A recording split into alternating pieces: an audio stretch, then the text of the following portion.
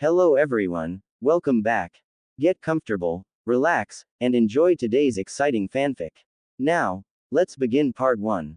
It was a beautiful afternoon back in the hidden village of Konoha.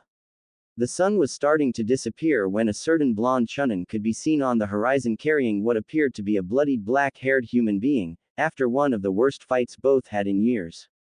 Naruto and Sasuke were locked in a war-like battle and Naruto had to resort to AS-ranked ninjutsu, later labeled as in Kinjutsu by the Godime Hokage because of the danger towards the user's arm and almost killed Sasuke, if it wasn't for the curse seal inside his body. Kakashi and Sakura were walking near the gate, talking about Sakura's improve at medical jutsus, when they stared wide-eyed at the scene in front of them. Naruto appeared in front of the west gate, carrying none other than the Uchiha Sasuke, as they ran towards him with at first happy faces seeing their teammates coming back home. Sakura, Kakashi-sensei, I made it, I brought Sasuke back just like I promised I would, smiled Naruto, panting a little bit from almost chakra exhaustion. I can see that Naruto, you did it, but how did you manage to beat him? Asked Kakashi, though he was analyzing Sasuke's exterior for any visible wounds that would answer the question. He didn't need to use his Sharingan to notice some slash and deep cuts on Sasuke's body, showing the usage of Futen-level chakra. Futen Rasenshuriken, it was my only hope, Kakashi-sensei. Sasuke is a true genius, he managed to create a Raiden Jutsu where he channels the energy of a lightning falling from the sky and contains it with his bare hands. It was a matter of life and death, I had to use that technique, explained Naruto with vigor, since he knew it was a Kinjutsu he just used. He was able to contain the energy of a lightning on his hands, quite impressive. It seems similar to my Reikiri, but from Naruto described it's even stronger, wondered Kakashi as he was trying to improve the Reikiri for quite a while now and it seemed that the Uchiha genius surpassed him with Raiden Jutsus. While Kakashi and Naruto were talking about the battle they had, Sakura was examining the young Uchiha and it looked like she was astonished at the damage of his internal organs and bones.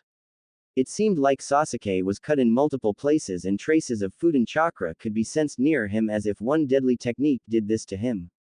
Sakura now remembered about a jutsu that Naruto was able to add Futen chakra to the Rasengan making it an S-ranked ninjutsu, declared Kinjutsu by Tsunade because of the fact that damaged the opponent to a cellular level as well as almost dissipated Naruto's arm in the process if it weren't for the Kyuubi's power. Naruto, you baka, what did you do to him? His organs and bones are badly damaged, it's a miracle he's still alive, tell me what did you do to him? Demanded Sakura for Naruto to tell her, just so that she could deliver a chakra-infused punch at his face for dare hurting Sasuke-kun like that. I used the same technique that I used at the Akatsuki member Kakusu, called Futen Rasenshuriken, explained Naruto with strangely little concern towards the pink-haired teammate, since he no longer had anything to do with her, except for the fact that she was her teammate. Were you trying to kill him, Naruto? That technique delacerated Kakuzu from what I heard. Why would you resort to something like that unless you wanted to kill him? Right now she was screaming instead of just opening her mouth as well as channeling chakra to her fist so as to just wait for the answer and punch him square in the face. The way I see it, he's alive and the fact that he would have killed me with his Raiden technique had I not used mine, pretty much justifies my choice of action, said Naruto as he got up and now was in a relaxed position while his chakra was being refilled. However, Sakura was far from understanding her teammate's explanation, as her emotions were getting hard to control. The amount of damage to Sasuke's body just set her on edge and she just couldn't believe Naruto would do this much level of damage to their once teammate. You almost killed him with that technique, Naruto. It's a miracle that his body was able to withstand the damage, observed Sakura, while indirectly accusing Naruto on going overboard and try to kill Sasuke by using the disguise of trying to save him. However, Naruto took that hint and became immediately angry. He is alive, goddammit, what else do you want from me, Sakura? He used the 2-level curse seal, used a Raiden jutsu that if it hit me, I would be toasted and now here you are taking his side like I was the bad guy of the whole situation. In case you don't know, Sasuke already tried to kill me once, this would be his second attempt, had I didn't use my technique, said Naruto, trying to reason with the damn banshee. You did try to kill him. Curse you Naruto, I'll tell Tsunade-sama about this, you'll be out of shinobi duty. You used a kinjutsu on a fellow shinobi of the leaf. Go ahead, Sakura. Tell her what I did. Tell her that I brought back a nuke nin and not any one, Konoha, precious Uchiha, and tell her that you threatened a leaf shinobi by channeling chakra through your fist in order to punch me. Sakura, Sasuke is no leaf shinobi, he made that clear when he left. But if you wanted your precious so much, do what you feel like. I'm heading home, I need a shower, said Naruto as he vanished, leaving Kakashi and Sakura carrying a hurt Sasuke towards the Hokage's office. By this time, every villager knew that the demon almost killed the last Uchiha and they were demanding his head on a platter. After a while, two Chunins told Sakura, Naruto and Kakashi that the Hokage needed to talk to them regarding Naruto's S-ranked mission in order to capture Sasuke and if not possible, kill him. At Tsunade's office. In the office, there was Tsunade next to Sakura and Shizune asking Naruto to give them the mission report of his mission. Naruto described the mission, more specifically about how he and Sasuke were fighting equally, both using elemental ninjutsu to the extreme when Sasuke transformed to the cursed seal level 2 and started rushing at Naruto with intent to kill. After Naruto managed to kick Sasuke on the stomach, Sasuke went flying, with chakra channeled through his feet. Last, Naruto told that Sasuke used a ultimate Raiden jutsu that focused on actual lightning and would throw at him. So, Naruto used his Fuden Rasenshuriken and won the battle, bringing him back. Tsunade-sama, Naruto should be punished because he tried to kill a fellow Konoha shinobi. He even used a kinjutsu against a fellow shinobi, there is no excuses for such an act, said Sakura, earning deadly stares from Naruto, who by now was cursing himself for all those times in the past when he thought he had a crush on her. Sakura, for all I know, Sasuke is a missing nin, because he ran off Konoha, leaving Naruto no penalty, regarding possible murder intent towards the Uchiha traitor. But Naruto, I see that your Rasenshuriken doesn't hurt your arm anymore. So, since you molded the technique with better control, I'll take the Rasenshuriken from the Kinjutsu scroll, smiled Tsunade, waving Sakura's attempts for her master to punish the blonde for what he did to her Sasuke-kun. Yes, since my chakra control is better, I could do the technique without damaging my arm. However, my arm, while isn't badly injured, it suffered little but present pain. I need to have better chakra control for the technique to work without any danger on my body. Tsunade-sama, began to talk Sakura, but was interrupted from Naruto, who decided that a little facts had to be said to the pink banshee. Sakura, at first I thought you were a nice person, but after this I realized that you're just a stupid fangirl that, even though Sasuke dumped you several times, you still protect him. I expected a lot better coming from you, but I guess I was wrong. Tsunade-sama, if you don't need anything, can I get some rest? I need a shower. You're dismissed, Naruto, good job, said Tsunade, smiling from the outside and wondering about the ba-chan that Naruto used to call her, which apparently got to her nerves, but now that he didn't say it, she felt like she wanted him to call him ba-chan, well, at least not call her Hokage-sama. When Naruto vanished from sight, Kakashi looked at Sakura with such pity and also shunshine to meet Naruto. With Naruto . Naruto was walking through the village thinking about the fight as well as the look of hatred that the villagers and, surprisingly, some shinobi who worshipped the Uchiha bloodline. Well, they already had that look towards him because of his burden, but such look was filled with hate now, apart from the apathy look from before, when people didn't even consider his existence as one of them.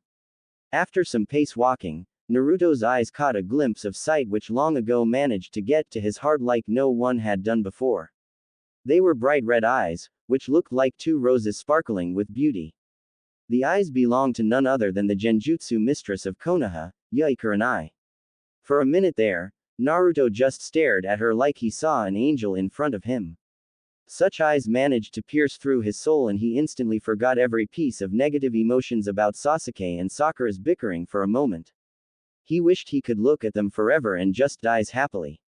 Meanwhile, Kakashi had arrived alongside him and witnessed that Naruto was checking Kurenai with some intent look on his face.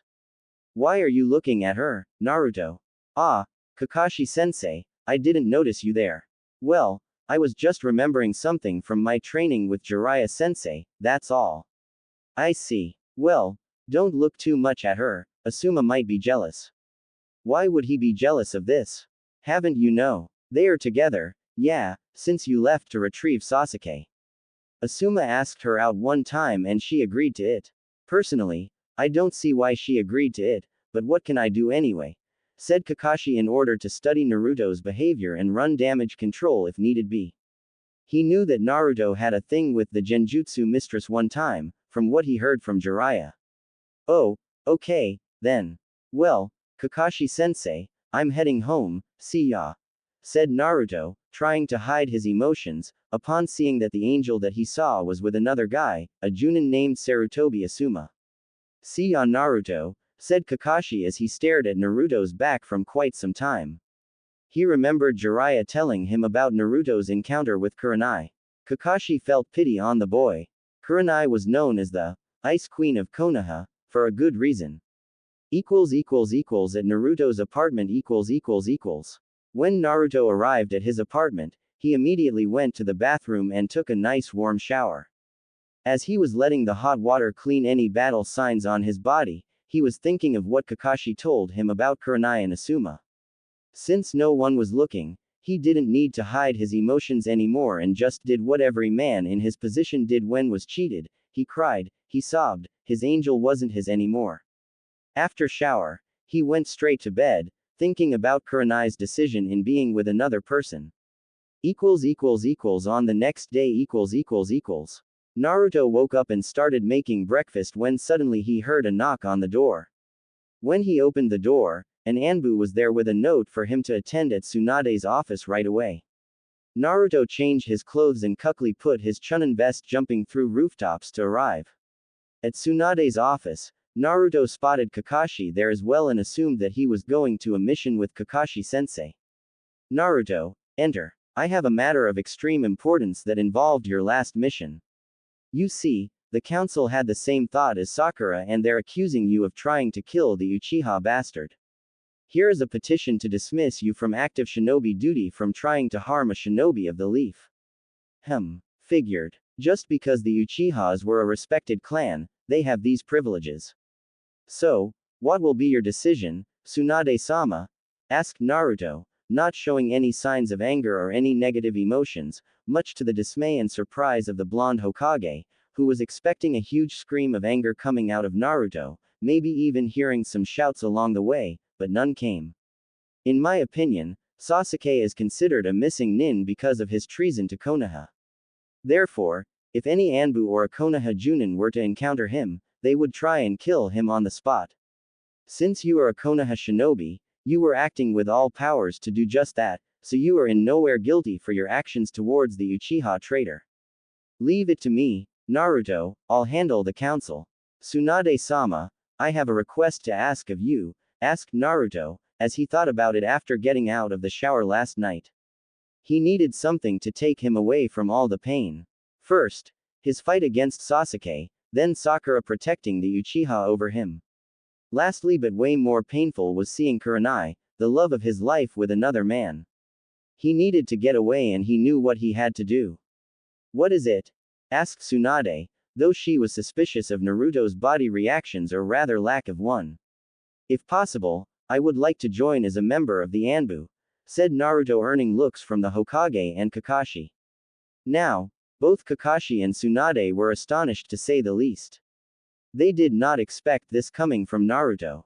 The blonde was always the cheerful being with the happy smile on his face, but now what they saw was nothing but a fragment of that being. Once Tsunade asked of the reason why he wanted to be a part of ANBU, he simply stated that he needed to get away from all the pain he suffered yesterday and to forget a certain someone. Kakashi had a hint of who that person would be and wasn't surprised to see that his ex-student was suffering. Naruto, is that what you want? So I'll grant your wish. Just give me what mask would you be willing to wear to hide your identity? Black Wolf. Black Wolf. Why black? Except from you Kakashi-sensei, Iruka-sensei, Jiraiya and Tsunade-sama, I'm all alone in this world. The Black Wolf is a sign of my personality. Wolves usually travel in packs, but there is always one of them that travels alone but is feared by most. That's what I want to be from now on, a lone wolf. Tsunade and Kakashi were studying some hint of emotions coming from Naruto and couldn't find any. Suddenly, both of them came to realize that after looking focused to his eyes, they could see the feral grin coming from inside him. Each of them shaked a little at the sight of those eyes. If one were to look deep into his eyes, one could see a mixture with deep blue and a feral yellow color that could show what a nightmare really meant. If Naruto were to use the Kyuubi's power, even Orochimaru would piss in his pants right now. Black Wolf it is, then. Please attend at ANBU headquarters for your clothes and your test. Test? Yeah, they will test you to see to what area you'll be directed to. You see, ANBU is divided in 5 areas: tracking, medical team, assassination, demolition and first response team. As the names of each of them suggests, I'm sure you know which is which. I would assume you would be a part of first response team, since you showed aspects of every kind of mission, but I can't assign ANBU teams, that's their competence. Arigato, Tsunade-sama, said Naruto as he left through the door, leaving a shocked Tsunade and a surprised Kakashi. Now, Naruto went to a training ground in order to train his other affinity, which appeared after he came back from killing Kakuzu. Suddenly, a brunette Kunoichi was passing by when her eyes noticed the blonde shinobi going away. Instantly, tears started to fall from her face. She was feeling guilty of the fact that she abandoned him, because of his age, but right now she was ashamed of what she did to Asuma and Naruto. After Naruto left to retrieve Sasuke, she started having second thoughts of staying with him since he was younger, so she agreed to date Asuma. But after some thought, she figured that the way Naruto was to her, she felt like he was the one for her and not Asuma. On the next day, Naruto awoke and went out of his bedroom to a little passageway that showed a great view of Konoha's neighborhood as he soft gust of wind passed through his face and literally blew all his worries of the world even if was only for a second. His only duty today was to showing at ANBU headquarters for his test in the afternoon. Once he changed into his ninja clothes and his chunin vest, he went through the streets of Konoha for a little walk. At some time, he ran into Kakashi and they started talking about doing some training and about Naruto's test. "Ohio, Naruto. How you are up to this morning? Ready for your test this afternoon?" said Kakashi, smiling towards his student who in just a few hours could be the youngest one of the rookie 9 to enter the ANBU Special Forces. And even though Kakashi had the mask, pride was literally visible on his features, as he saw Minato's face in Naruto. "Ah, Kakashi-sensei. I'm sure I was just thinking on heading towards the lake. I recently got a scroll on some Suiten jutsus and I would like to have a run on them, see how I do. Maybe even use them to impress the ANBU judges," said Naruto as held the scroll he was holding and showed to him. "Very good. I got free time, why don't I come along and help you with your training? If I already seen such jutsus, I could see what you're doing wrong and correct them. Also, I would like to talk you about what is like to be a member of ANBU, consider it my legacy to you. I was an ANBU captain after all." "Great. Let's go then," said Naruto as him and Kakashi were tagging along towards the lake, in order to see what are those jutsus Naruto wanted to learn as well as practice them to use at the ANBU's test. "So, tell me Naruto. How are you feeling today?" asked Kakashi, earning surprised looks from Naruto, since he didn't know that Kakashi knew about him and the Genjutsu mistress and wondered if his Sharingan was somehow reading his mind as they talked. "What do you mean, Kakashi-sensei? I feel good.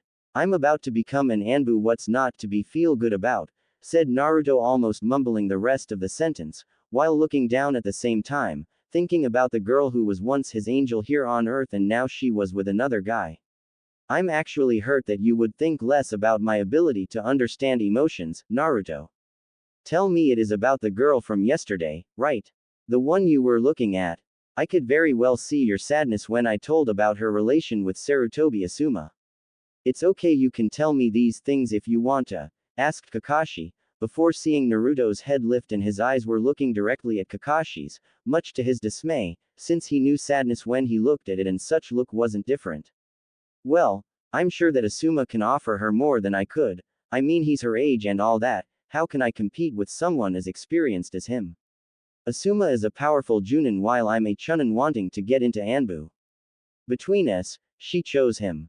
After some talking about Naruto's feelings and some of Kakashi's experience back in ANBU, they trained the specified jutsus that were on the scroll Naruto picked up.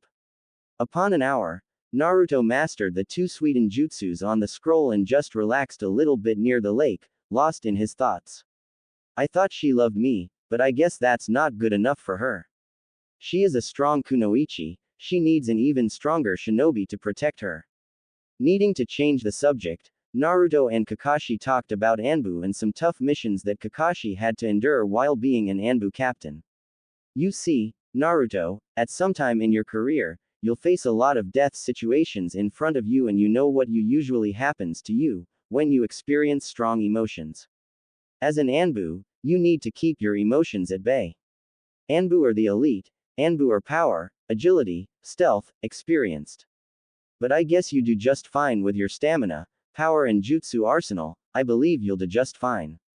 Don't need to worry about me losing to my emotions, Kakashi-sensei. As you may or may not see, I'm not that stupid kid who was always jumping around and saying those inspirational craps all the time. And if you are wondering if I am like this because of Kurenai, you're sadly mistaken. I dropped that mask a few months after leaving with Jiraiya-sama for training. Just how do you think I was able to beat those Kumo shinobis in the first place? Kakashi tried to look deep at his cerulean eyes in order to understand just who was the one talking to him, and, by some point he concluded that he was the real Naruto, without his invisible mask of 100 happiness. It wasn't for the fact that he lost his stamina, because Naruto managed to learn two high-ranked Suiden jutsus, Suiden Daibafuku no Jutsu 1 and Suiden Suryuden no Jutsu 2, after extensive training time. He was just beginning to understand that even though hopes are what hold a man to purchase his dream, sometimes such man have to face the fact that only hope won't solve anything, sometimes such man have to come in terms with reality and remove some obstacles in his life. Kakashi couldn't say for sure that Naruto forgot about his dream to become Hokage, but he managed to see in Naruto's eyes that if he wants to become the strongest in the village, he had to take two things into consideration: survive and surpass every ninja in the village. Not many ninjas have had the bless to get through these two things, and those that managed to do that would gain the title of Hokage of Konoha 3. After some time, Naruto and Kakashi said their goodbyes. Naruto went to the ANBU headquarters, while Kakashi was heading for the dango shop to have some lunch. At the dango shop, once Kakashi entered the restaurant, his one eye caught a little glimpse of a red-eyed kunoichi chatting with the snake mistress known as Mitarashi Anko. Both of them became really close friends together with Azuki Yugo, another member of ANBU Special Forces.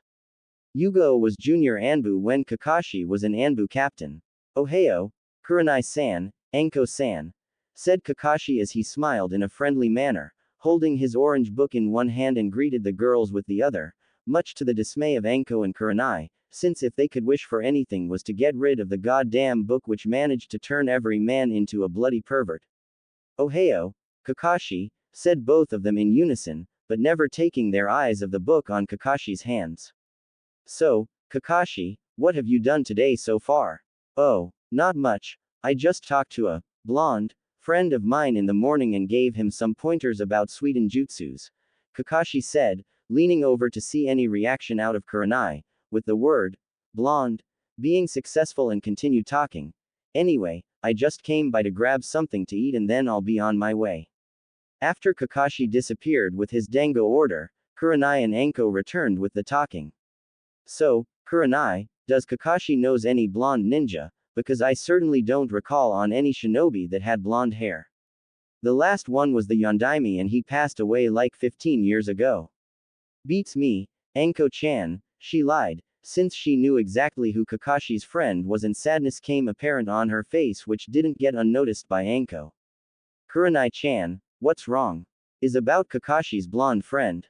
Do you know who is this guy Kakashi's talking about?" asked Anko as Kurenai could just nod, showing Anko that she knew who he was and answered only his name and nothing more, leaving.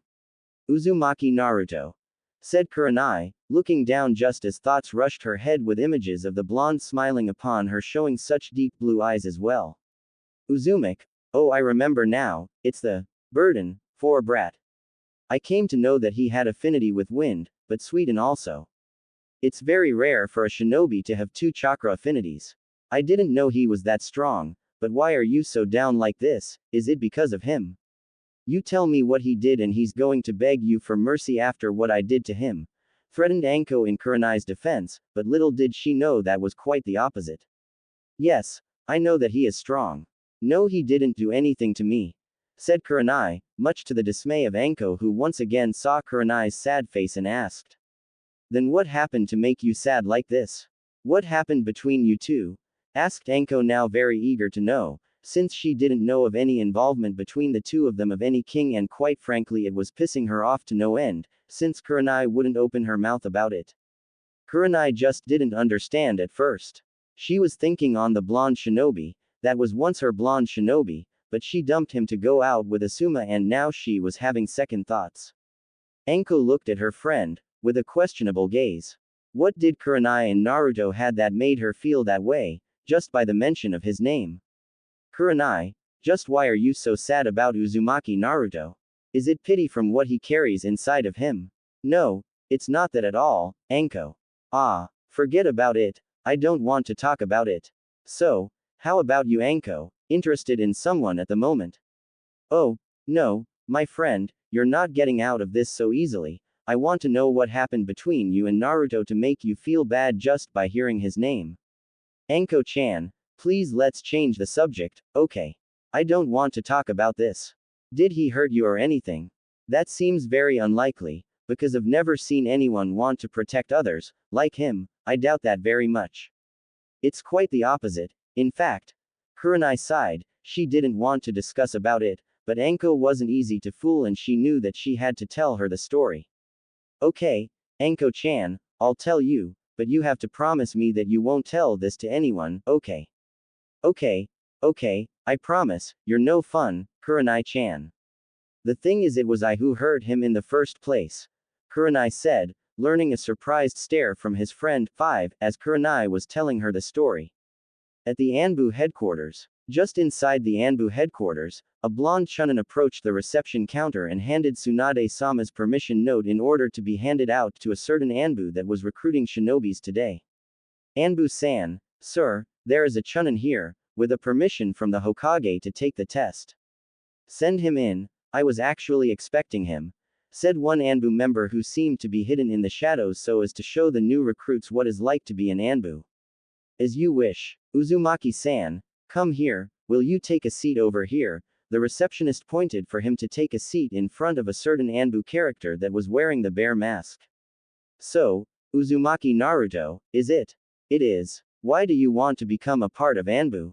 To get stronger and to get lost in a way, Naruto answered cold and objectively, receiving a glare from the bear-masked ANBU. Get lost? What the? Care to explain, chunin? Certainly. I came to know for a fact that ANBU are very strong shinobi, as well as the fact that no one, apart from ANBU and the Hokage, knows of an ANBU's life. What outside people just know, is that a certain masked ANBU is very strong. So, I want to become strong as well as hiding my presence. I see. Well, here in ANBU we have a training method that seeks efficiency, so if you're willing to join ANBU forces, be prepared to have an exhausted training, few hours of sleep and major trauma-like situations. I can assure you, ANBU-san, I've been through worse and survived, you don't scare me one bit. Confident, aren't you? Well, Tsunade-sama spoke highly of you, I can see that you have guts, and from what you told me, you've seen death in front of you and surpass it. That's what ANBU need to survive. Now, here in ANBU, we ask our troops about what they want to specialize in, and based upon their answers, we test them to see in what level are them in order to receive training. So tell me, chunin, which element do you have affinity with and what would you like to be learning here? I have right now a strong affinity for Fuden chakra and a less strong for Suiden type chakra. My taijutsu is low level Junin level and my genjutsu is average. I can only dispel them, but I can't properly use them. So, what I would like to learn is 3 things: Kenjutsu, Genjutsu and Raiden Jutsus. I see, well, you chose some good elemental ninjutsu right there, Uzumaki-san, and the areas you chose to improve are easy to teach, as well as easy to learn, depending of what you show me right now at least. Right now, what? You don't certainly think I would just give your ANBU clothes and the title without a little test, now would you? Please, show us a little more appreciation, we just like to play a little with the new recruits and if you manage to entertain me, I'll let you pass. But serve as a warning, I'm going full out and I expect you to do the same. One thing I saw in my life is that if I don't fight for real, my neck will be on the line, so do not worry about me holding back, because I'm sure won't hold back. I expect a good fight from you and after that, I expect to fight some worth adversaries along the way, said Naruto with enough confidence to make the now bare masked ANBU smile behind his mask and showed Naruto the way to his test. As they approached a hidden training ground inside the ANBU headquarters, Naruto and Bear got ready to fight and engaged in taijutsu battle. Naruto, since was smaller than his opponent, wouldn't risk charging straight forward against what looks to be a giant wall in front of him. While Naruto and the Bear ANBU was fighting a little taijutsu match, some high-leveled ANBUs were watching the entire thing behind a double-layered glass, along with the Godime. After a while, Naruto and the Bear ANBU were fighting only with punks and kicks, in order to see Naruto's movements as well as sense of battle. Naruto assumed a position and waited for the ANBU to charge, only to evade the ANBU's punch quickly using his arm in a way as to move the direction of the punch so as to get past him, protecting the entire body from being hit by ANBU's attacks, sending a fast low kick, making the ANBU almost drop to the ground, if it weren't from the man's agility. After that, Naruto came charging with a sequence of low and high punches being defended by the ANBU, while his legs were trying to reach Naruto's, but to no avail since Naruto were protecting those as well, earning some average grades from the ANBUs watching the fight. Very good fighting, Uzumaki-san. A couple more experience is needed, but you've got some powerful attacks there, as well as defensive techniques. Now, for the ninjutsu part, let's fight only using jutsus, then. Okay, then. Begin, said the ANBU, making some hand seals, screaming Kaden Gokyaku no Jutsu 6 as he launched a huge fireball towards Naruto, who channeled chakra through his feet, jumping with great speed, as well as making his own set of hand seals. Futen Daitapa no Jutsu 7. With that, Naruto sent a strong gust of wind towards the ANBU, who forced some chakra through his feet in order to hold his body to the floor as long as he could, in hope to avoid the jutsu. Sensing that the wind was strong enough to make him lose his grip, he lost the battle and was sent flying, before gaining balance and landing on his feet. Quickly getting up, the ANBU throw a couple of shurikens while doing hand seals, Cage Shuriken no Jutsu. As Naruto saw the two shurikens multiplicate to 20, he threw two kunais as well, doing some hand seals and screamed Cage Kunai no Jutsu, using as a diversion. While the kunais and shurikens were equally matched in number, a lot of weapons could be seen on the ground, but when the ANBU went to look for his opponent, he was long gone, hiding his chakra in order to wait for the right moment. Naruto, no, 5 Narutos rounded the ANBU as he made Cage Bunshin no Jutsu. Meanwhile, the Bear ANBU was cursing behind his mask. Damn it, this Chunin cornered me, now there is 5 of them and either one of them can use jutsus, I have to be careful. Naruto practiced this strategy once with Jiraiya. All he need to do was make each clone appear to perform a technique at the same time, in order to fool the opponent, since he wouldn't know at the time which technique would be coming at him. Not even an Uchiha could manage to escape, since he had to focus on each enemy at a time, leaving him no time to know which one would attack. In the meantime, Tsunade-sama was having some deja vu, remembering her once teammate Jiraiya do the exact same thing to a IWA Nukenin they encountered once. Well, it seems like Naruto learned that from our perverted Sannin after all, Tsunade said, much to the dismay of those present around her. Tsunade-sama, just what is he doing? Just watch. Naruto is cornering the ANBU with 5 Cage Bunshins. Each Naruto is going to perform a jutsu in order for the ANBU to get confused. You see, he has to attend to probabilities. Since Naruto has enough chakra for each clone to use, he can either make them release all jutsus at once, or fool the opponent, since he won't know which one is going to attack. That's brilliant, Hokage-sama, you said he learned from Jiraiya-sama. This Chunin is very interesting. Back at Naruto's fight, each of the clones were making different jutsus, scaring the ANBU a lot, since he knew he could receive all 5 of the jutsus. Suddenly, The 5 clones screamed mostly at the same time. Fuden Daitapa no Jutsu, Rasengan, Sweden Daibafuku no Jutsu, Fuden Rasenshuriken no Jutsu, Sweden Suryuden no Jutsu, earning a wide-mouthed stare from everyone behind the glass, as well as the bear ANBU. You can stop now, Uzumaki Naruto, you've passed the test. Congratulations, said the bear ANBU, merely able to hold his composure at the display of Naruto's abilities with high-level jutsus, and the fact that he wasn't even tired yet, proved that his stamina and chakra capacity were something to call on. Thank you, ANBU-san, I'm quite honored to be a part of ANBU forces, said Naruto, politely bowing at his once opponent and now coworker. You earned it. Now, as you can see here, your supplies are on top of that table over there. You'll have the standard ANBU uniform and a katana, since every ANBU has one. Now, we have 2 choices of katanas. Since you have Fuden chakra affinity, you can choose a katana which steel was forged in order to channel the wind chakra and make your sword not only sharper but also much stronger. All have the Fuden katana. Very well. So, you can change over there. Go in return for your nomination by the Godime-sama as a new member of ANBU forces. Understood. In nothing but a minute, Naruto appeared back in the room with his ANBU gear all settled, now standing before the bear ANBU, Tsunade-sama, ex-ANBU Black Ops Hatake Kakashi and a few other ANBUs.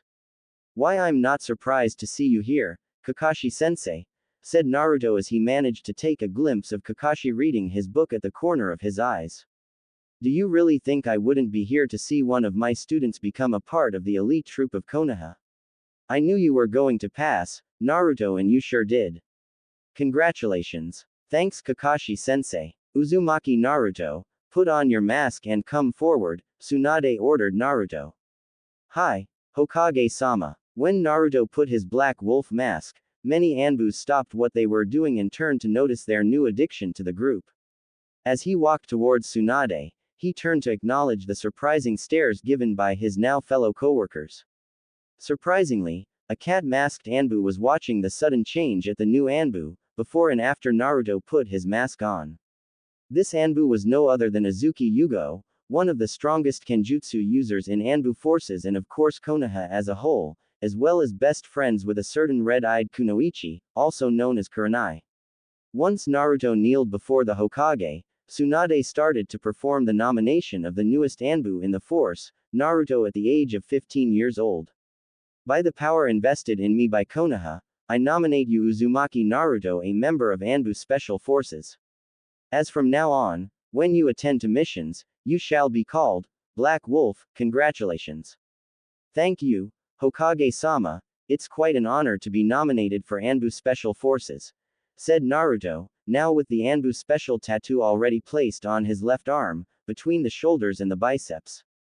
Tsunade, even though didn't show, was sad that the once hyperactive unpredictable ninja of Konoha now standing next to her with a serious face and respect towards her, that she immediately came to miss the old blonde shinobi.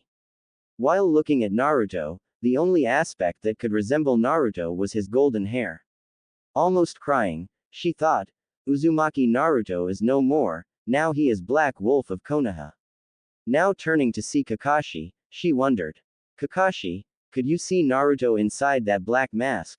Asked Tsunade, seeing the once hyperactive Naruto hiding behind the Black Wolf mask, wondering about the fact that Naruto never ceased to amaze her with his decisions and conquests in battles. I'm afraid not, Hokage-sama, the Uzumaki Naruto you know no longer exists. How can you tell? Asked Tsunade, surprised by what the lazy Junin said to her about Naruto's true self. You see, this is the real Uzumaki Naruto, Hokage-sama. The one you meet was only a mask he wore, so people could forget what he carries even if it were for a little bit. Do you think Minato did well by doing this to his son? I understand that he did it to save Konoha, but he doomed his son to carry that much of a burden. You know, Kakashi, at some level, I can't seem to decide whether the Yondaime chose wisely by putting his son to this never-ending battle. Even though Naruto changed a lot, he still vows to protect the ones he came to love. It was his decision to turn to ANBU, not only because he wants to be strong and well disappear, he did it to prevent anyone from Konoha to suffer because of the burden he was chosen to carry by the Yondaime. Somehow, He took the entire responsibility regarding Kyuubi only to himself, but there is something else. There is more. Explained Kakashi. Konoha's Genjutsu mistress. What does Kurenai have to do with? It was all Tsunade managed to say, until she remembered Jiraiya saying about his relationship with the red-eyed Kunoichi. In spite of the burden that he carries, he also suffered deeply when he returned from bringing back Sasuke only to see his beloved dating Sarutobi Asuma. Just how much beating can he take and just be able to sleep at night? I already lost count. Kakashi, just who is he? Kakashi just answered short and painful. He is Konoha's Black Wolf. Hi. At Naruto's apartment. Once Naruto went to his apartment, Kakashi went to his and Tsunade went to her office, feeling pity on the new appointed ANBU. I don't think I could even hear his story that I would become insane. I can't imagine what's passing on your mind. Now, Naruto, you're so close to us, yet you're further than before. What happened to you? I actually miss your old foolish self, you little brat. Muttered Tsunade, holding tears from remembering Naruto when he put the ANBU mask on. It was like the old one vanished from sight and a new one appeared, stronger, wise, experienced, determined Black Wolf of Konoha. Back at the Dango shop. Because of the issue they were discussing, it seemed that time was inexistent, when Kurenai finished telling her story with Naruto to her friend. I can understand why you were crying, Kurenai-chan, concluded Anko. Hi, and every time I see him or hear anything about him, my heart literally stops beating, I can't breathe for a while and my tears are just consequence of the entire thing. Kurenai-chan, what are your feelings towards the blonde? I'm in love with him, Anko-chan. Kurenai promptly answered, earning a look from Anko-chan which leads Anki thinking. How could you do this, Naruto? You of all people managed to melt the Ice Queen of Konoha. More than Asuma? Asked Anko, already knowing that her friend's relationship wasn't going to last very long. Asuma is a nice guy and all, but what I saw inside Naruto's eyes that day was indescribable, Anko-chan. When I look at Asuma, it's not the same thing. So, what you're going to do, then? I can't stay with Asuma, knowing I'm in love with someone else, Anko-chan, I would just fool him and I don't want that. Even though Kurenai loved Naruto, she couldn't bring to herself to actually hurt someone else's feelings like she did with Naruto. So you're breaking up with Asuma? Actually Anko was never too thrilled about her friends choosing on dates. Asuma sure was a nice guy and all but she knew that he wasn't any good for her. Asuma, a chain smoker, was a brute guy and was no use to be dating material, at least not to Kurenai's standard, but the way she and Naruto met, Anko just saw the blonde Chunin in a new light. I never should have dumped Naruto, Anko-chan, now I have to talk to Asuma in a way that he don't get hurt. Just do what your heart and intuition tells you, my friend. If Naruto is what you want, then you shall get him. Thanks, Anko-chan. Well, it's getting late and I should wake up early tomorrow to meet with my team, so I'm going to take a quick shower to brush off things. Do that, I'll head home as well. I have to be prepared for tomorrow. An ANBU force captured some missing nin this morning and they are arriving tomorrow. Me and Ibiki will have to interrogate them a little bit, it will be fun. It's been a while since we had a bunch of missing nins to play with. Same old Anko. Well, good luck with the interrogation thing. With that, both shunshine to their own apartments to call the day. Kurenai entered her apartment and emptiness surrounded her once again, she was cursing herself for being so weak. She was biting her lips out of anger, she just wished to punish herself from breaking Naruto's heart like that. He already have so much to suffer in his life, he shouldn't have to suffer because of my rash thinking. As she was getting ready to sleep, images of the blonde shinobi rushed inside her mind and she stopped breathing once again. She thought she deserved to be like this, she considered this to be Naruto's voice calling up to her for what she did to him. But she would as hell do the right thing and obey what her heart has been telling about. It could take some time, but I must do what I must. Naruto-kun, please forgive me. At her bedroom, Kurenai was having one of the worst nightmares of her life. She was on a forest near the hidden village of Konoha and she saw Uzumaki Naruto standing right next to her, saying something about the Kyuubi and the fact that it's coming their way. But Naruto, how can the Kyuubi come her, when it's trapped within you? I don't know, Kurenai, but you don't have to worry about it. Run, leave me here, I'll protect the village from the Kyuubi, since it's my burden to carry and only I have the power to stop the fox. Go, Kurenai. Kurenai, then, lifted her head in extreme fear at the vision of the nine-tailed monster. Kurenai, what are you doing? Get out of here. Hey damn fox, I'm the one you want. If you want to kill someone, then I'm here, come and get me. Once said that, Naruto vanished and the Kyuubi started following him, just for her to see a flash and the two were gone. When she was crying her hearts out, she turned to listen Naruto screaming out of nowhere, just remember that I'll always love you, Red Rose. Instantly, when the sun appeared through her face, she woke up and screamed his name repeatedly, not realizing that she was having a nightmare. Right there, she knew that she had to do, actually, two things. She put on her everyday Junin wear and went out to find the one she needed to give the sad news, the one and only Sarutobi Asuma. Suddenly, she got a glimpse at the tall beard man in front of her and called him. Asuma, Asuma, screamed Kurenai like a mad woman, while thinking how to tell him what she intended to, without hurting his feelings, or if so, don't hurt him too much. Kurenai was thinking if Asuma was the same way inside as he was outside.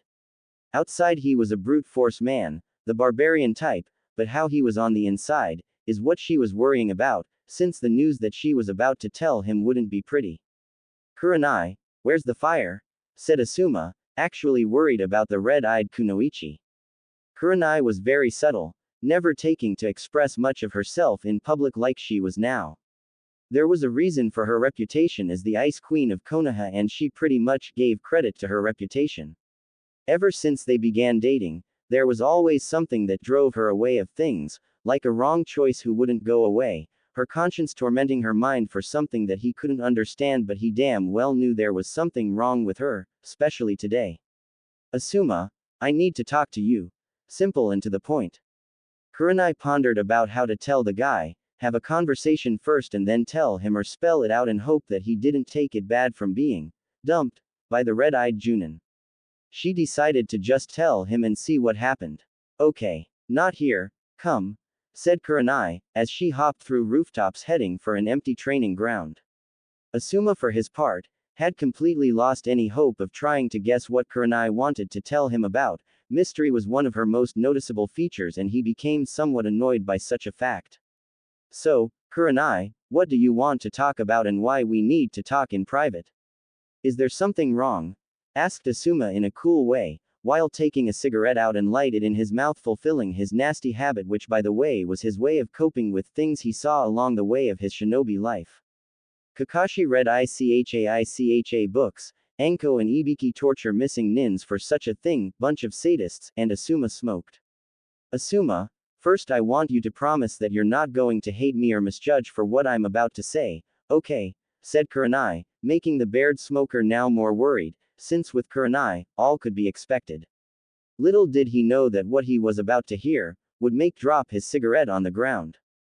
As the couple seemed to be talking with each other, Kakashi was passing by, obviously reading the new book Naruto handed to him called Ika Ika Tactics.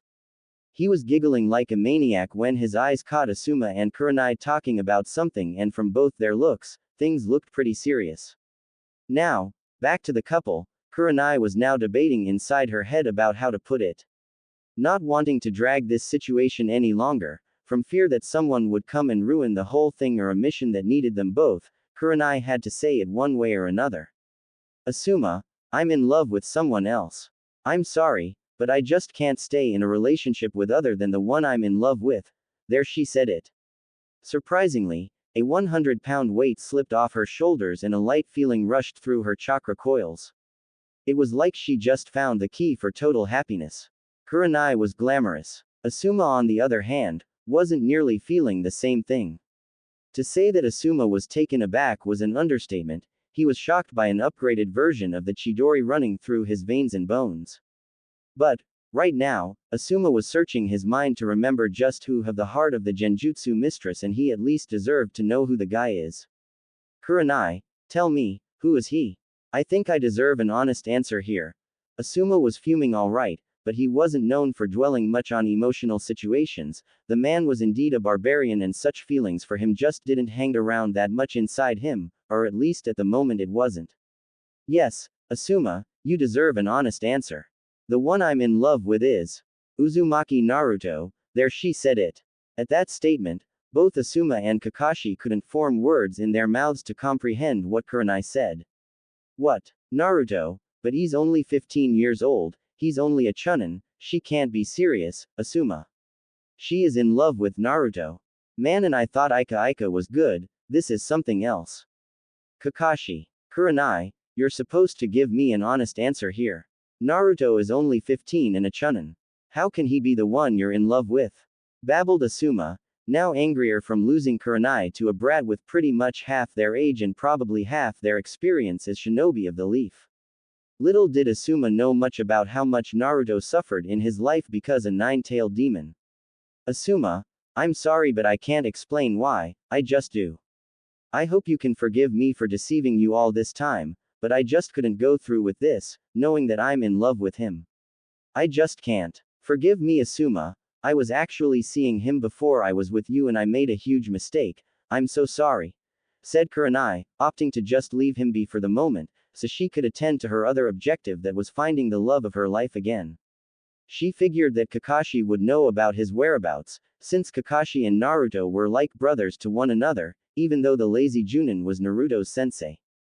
Upon seeing him near a tree reading a certain book that she usually scowled him about reading it in front of a female audience, actually, Tsunade gave every kunoichi an S-rank mission that was to destroy all traces of the book's existence around the Fire Country. As she arrived, he raised his head and turned to look at Kurenai. Kakashi, I want to talk to you about your blonde friend, said Kurenai, remembering about the weird nightmare that she had involving Naruto and the Kyuubi. What about him, Kurenai? Replied Kakashi, displaying a look of total apathy to the outside world, earning an A+, in showing everyone he just didn't give a damn about anything, but inside Kakashi was interested in what Kurenai wanted to talk to him about Naruto. I had a dream last night, Kakashi, about Naruto and the Kyuubi. At this, Kakashi took off his eyes from the orange book and stared at her. Tell me about it. Well, I and Naruto were at the Fire Lands forest and he said that I needed to run and save myself, because the Kyuubi was coming. Naruto attracted the attention of the monster out of me, saying that the monster was his burden alone to carry and that no one had to suffer because of it. As I ran from the scene, I turned to see a bright light towards their direction and then I woke up, screaming his name thinking he was dead and took the fox with him. I don't know what that mean, Kakashi, what do you think? It seems that Kami wanted to show you just what he told me, Kurenai-san, said Kakashi, remembering about Naruto talking about his burden, but also wondering about Kurenai's dream and the fact that she had the dream practically on the same day that Naruto told him about it. What do you mean, Kakashi? Now Kurenai was taken aback by this.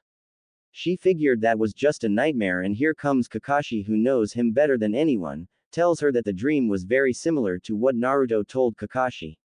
Naruto said to me that he couldn't stand to see the ones he loved being taken away just because of the burden he carries.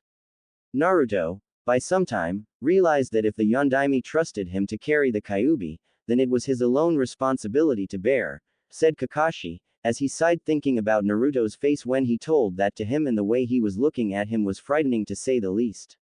Naruto didn't look sad, he was feeling nothing, it was like he came in terms with accepting his destiny that the Yondaime put him to. Just how can he say something like that, Kakashi? Doesn't he trust his fellow teammates? Said Kurenai, trying to hold her tears while pushing back memories from the dream which involved Naruto doing the exact same thing in a way. Kurenai, I don't think you realize what's going on here. When he grew up, because of the Kyuubi he didn't have a single parent to look out for him, no one wanted to take care of him because they were afraid that the demon would kill them. Naruto grew all alone. When he met Iruka at the academy, Naruto found the first one that cared for him, then he joined Team 7 and then he met Jiraiya and Tsunade-sama.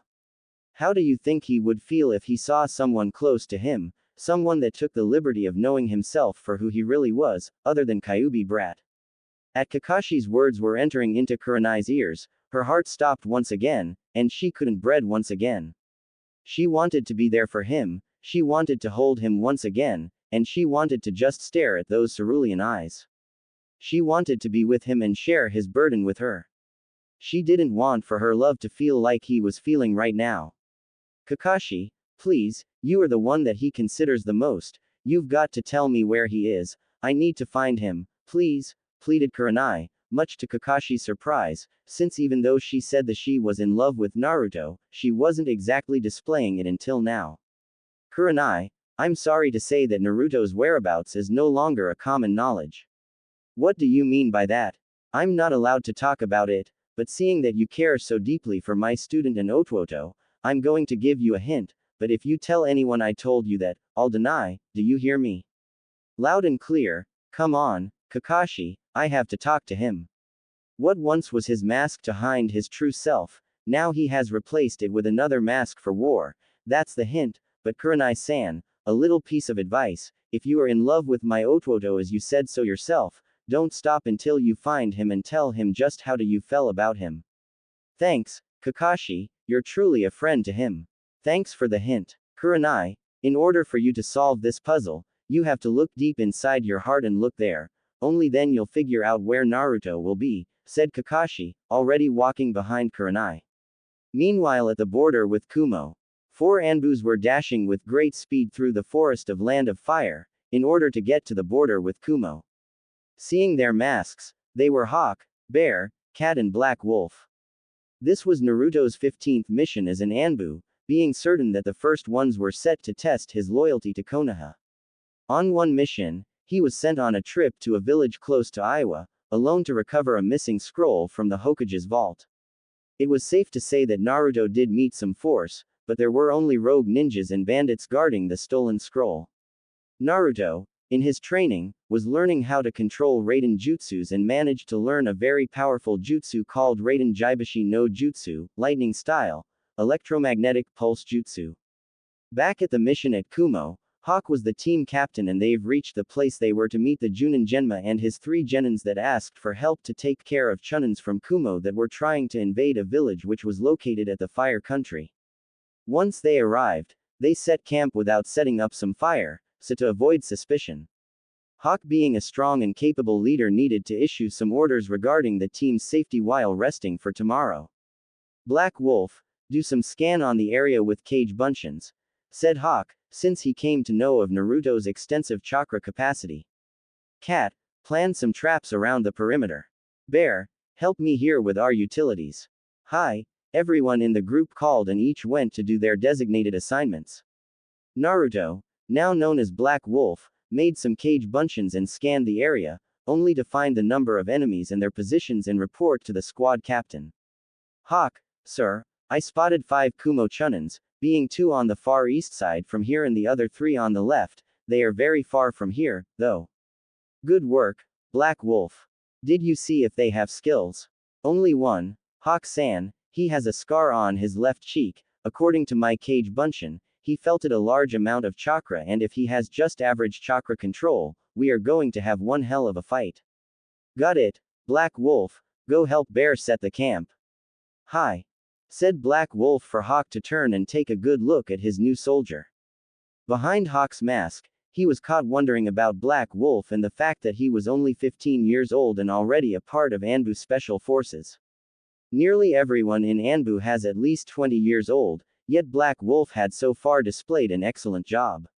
Hawk would not be surprised if Black Wolf would become ANBU captain very soon. On the next day, Hawk and the rest of his team proceeded with their plan to wipe out the Kumo Chunins from the village. That meant Black Wolf and Bear would go after the group with the strongest of them, since Black Wolf was also the ANBU with most chakra capacity and excellent stamina, and the other 2 went to fight the others. Once they arrived at the location of the Chunins as Black Wolf said they would be, Baron himself was suppressing their chakra in order to avoid detection and if possible, take out the enemy without having to fight.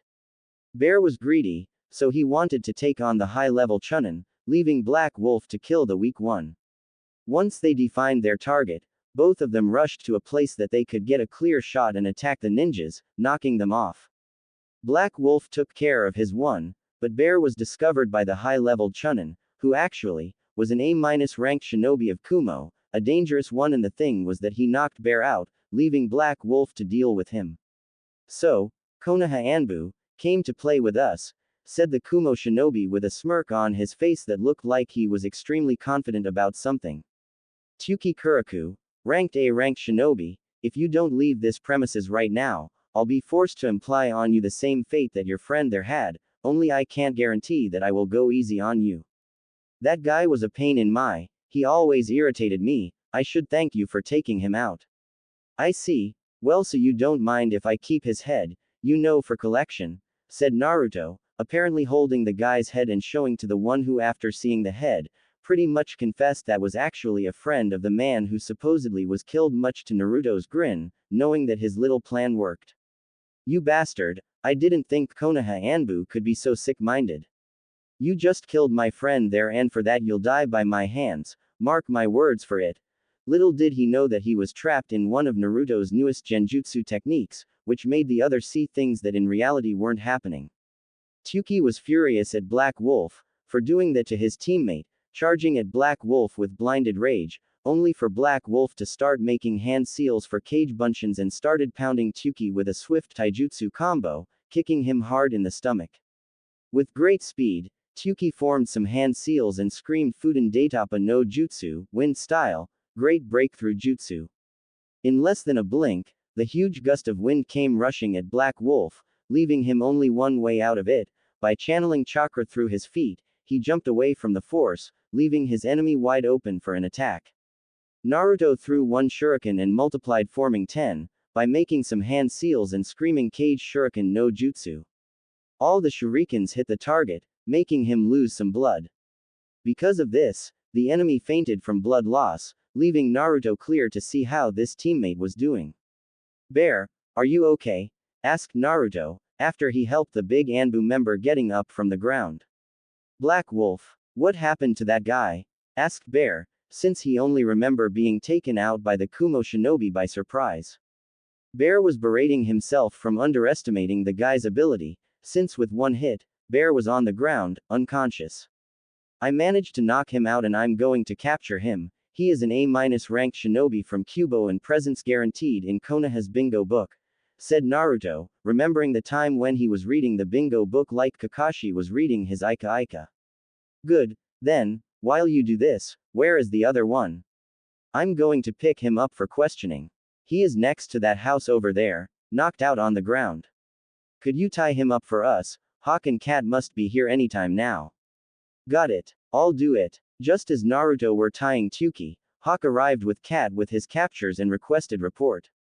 Black Wolf, report. Hi. As we arrived to our location, I managed to take out one of them, but the High Chunin from Kubo discovered Bear's position, knocking him out for a time. As I engaged him, I started pissing him off using a genjutsu to appear that I was holding his teammate's head and showing to him. So I took him on a cage bunshin taijutsu and managed to send him flying. He, after that, sent a Fuden technique at me, in which I dodged and finished him with Cage Shuriken no Jutsu. Good work, Black Wolf. Mission accomplished. Congratulations, team. Let's take these guys to Ibiki-san for interrogation. At Tsunade's office, Tsunade was finishing her paperwork, when, suddenly, 4 ANBUs shunshined inside the office, and screamed loudly for even Shizune to hear outside her office. Mission accomplished, Hokage-sama.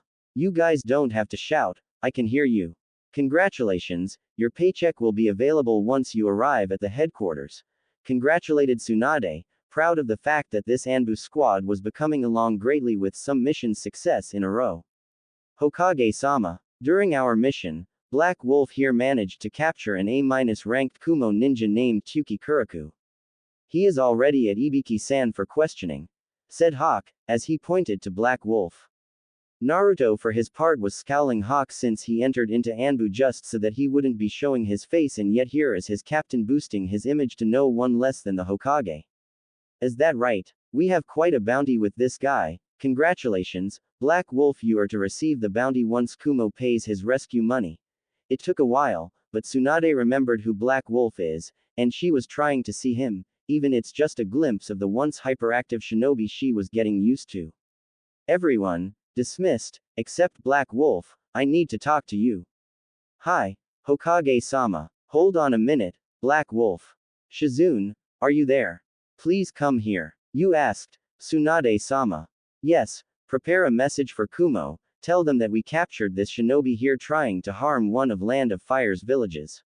Hi, Hokage-sama, said Shizune, looking directly at the black-masked ANBU with slight fear. He was tall, blonde hair and he was expelling some dangerous aura around him, almost like saying, "Do not mess with me," kind of thing. His eyes were feral yellow and the mask of his was scary as hell. You shall not fear him, Shizune, you happen to know him for quite some time now, said Tsunade, trying to resist the urge to chuckle at her apprentice's reactions towards the new improved Uzumaki Naruto. Hi, Hokage-sama, it's just that his mask is scary, that's all, said Shizune, earning a grin from Tsunade. Come on, Shizune, you know him as well as I do. Is it? Yes, he is. Sorry, I'll excuse myself, Hokage-sama, Anbu-san, said Shizune with some thought. Is that Naruto? I can't believe it. So, Black Wolf, congratulations on capturing the Kumo Nin, or shall I say Uzumaki Naruto, said Tsunade, trying to catch a emotional reaction on the boy by revealing his name just so that she could see a single reaction out of him, but to no avail. Tsunade-sama, if you're trying to make me look uncomfortable by sharing my identity, with all due respect, that won't. Is there anything you want from me, Hokage-sama? No, you're dismissed, said Tsunade, frustrated from trying to see just a little glimpse of emotion coming out of the blonde Anbu. At Kurenai's apartment. Back at Kurenai's apartment, she was thinking about Kakashi's hint. Actually, she couldn't stop thinking through her entire mission together with her students, Inuzuka Kiba, Aburame Shino and Hyuga Hinata.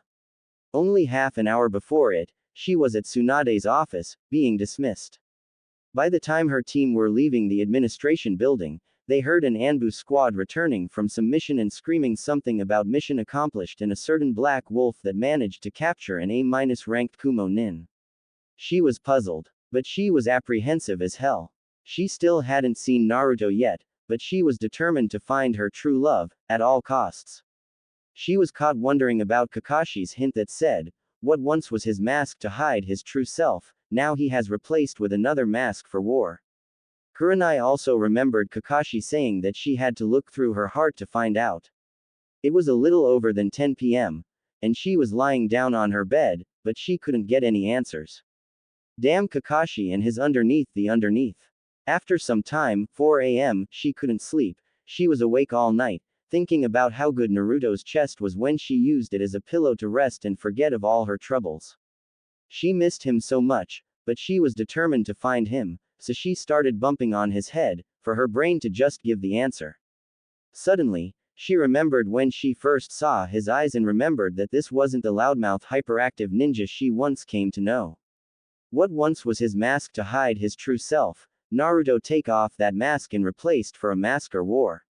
It was at this moment that Kurenai was out of breath. She couldn't believe that she was so stupid. It was the perfect hint. Naruto took off his mask to hide his true self and replaced for an ANBU mask. Naruto became an ANBU. To say that Kurenai was happy, it was an understatement. She was jumping all over her bed, knowing that she was one step closer to find her true love. She was wondering.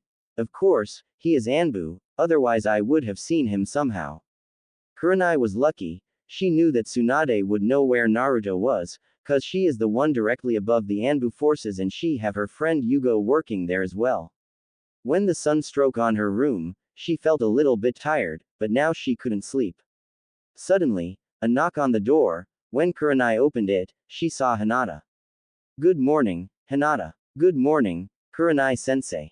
Tsunade-sama called us to get to her office. Okay, then, I'm going to change and I'll be right there. Hi. At Tsunade's office. Once at Tsunade's office, Team 8 entered to see a sleeping Hokage drooling all over some mission scrolls, so Kiba asked his dog Akamaru to wake her up in a light manner. When the huge dog approached Tsunade, he licked her from chin to her forehead, waking the grumpy Tsunade. Inuzuka Kiba, if your dog is any way near my face again, he'll be sent to the dog pound, understood? Hi, Hokage-sama, replied a frightened Chunin. Team 8 presenting ourselves for mission, Hokage-sama, said. Okay, Team 8, oh, yes, I have a B-ranked mission at Kumo's border. What are the details? It will be a 3-week mission to study and gather information on Kumo's interest on villages near their border. My last ANBU team captured 4 Kumo Chunins trying to take over one village right next to the border. The fire daimyo requested a report on their intentions. Team 8 is to leave by noon tomorrow, dismissed. Hi, Hokage-sama. After that, Team 8 left except Kurenai, who wanted to talk to Tsunade in order to get some information regarding Naruto's whereabouts. Yes, Kurenai, what do you wish to talk about? Hokage-sama, I was wondering if you've seen Naruto around. Asked Kurenai, which came as a surprise for Tsunade, and she didn't make any efforts in hiding anything. Why the sudden interest? Asked Tsunade, already knowing about their affair from Jiraiya, but wanted to see where this was going. It's just that I haven't seen him around anymore, that's all, lied Kurenai. Are you sure? What do you mean, Hokage-sama? It's nothing, really, forget about it, said Tsunade, hearing what she needed to know. I'm sorry, Kurenai-san, but I cannot tell you about Naruto. Why is that? He is no longer a regular ninja of Konoha. You have to promise me you won't spread this information, okay? If I learn that you told this to anyone, I'll have you expelled from the ninja order. Do I make myself clear? Yes, Hokage-sama. Well, you see, he is part of ANBU now. ANBU. He is only 15. Asked Kurenai, trying to deceive Tsunade so that she wouldn't know of Kurenai and Naruto's relationship and the fact that she wanted him back to her by all means possible. She loved him, and deep down inside she knew he loved her. He came to me and requested a position at ANBU. He made a test and was approved. By now, he has completed 15 high-level missions with his squad. ANBU personnel are taking a liking to him. Surprisingly enough, he is very professional. His squad is one of the top squads in ANBU Special Forces. Really, I didn't know he would handle it.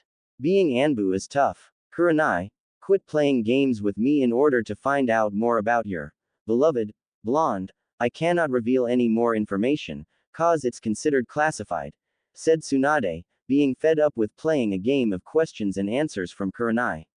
So, you knew, didn't you? Mumbled Kurenai, looking down to the ground in shame since thoughts of what she did to Naruto appeared again in her mind and sadness could be felt. Yeah, you want to be with him, don't you, Kurenai? Very much, Hokage-sama. I think I'm in love with him, said Kurenai, earning a wide-eyed look from Tsunade, who right now was screaming inside her head. What? How? Wow, Naruto, you managed to melt the heart of the Ice Queen of Konoha. Tsunade couldn't form words as she was paralyzed. Hokage-sama, are you okay? Asked Kurenai, somewhat afraid to know about Tsunade's opinion on the matter, since the Hokage was like a mother figure to Naruto. Oh, I'm fine, Kurenai-san, do not worry about him, you'll find him eventually. Now, I believe your team have a mission to complete. Hi, thank you, Hokage-sama, said Kurenai, as she bowed and left the room, leaving a wondering Tsunade. My god, Naruto, you're full of surprises, aren't you? You just can't get enough of changing people for the good, I mean.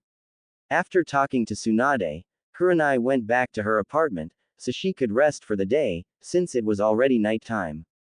Suddenly, a swirl of leaves could be heard from her living room, appearing no less than the snake mistress Mitarashi Anko.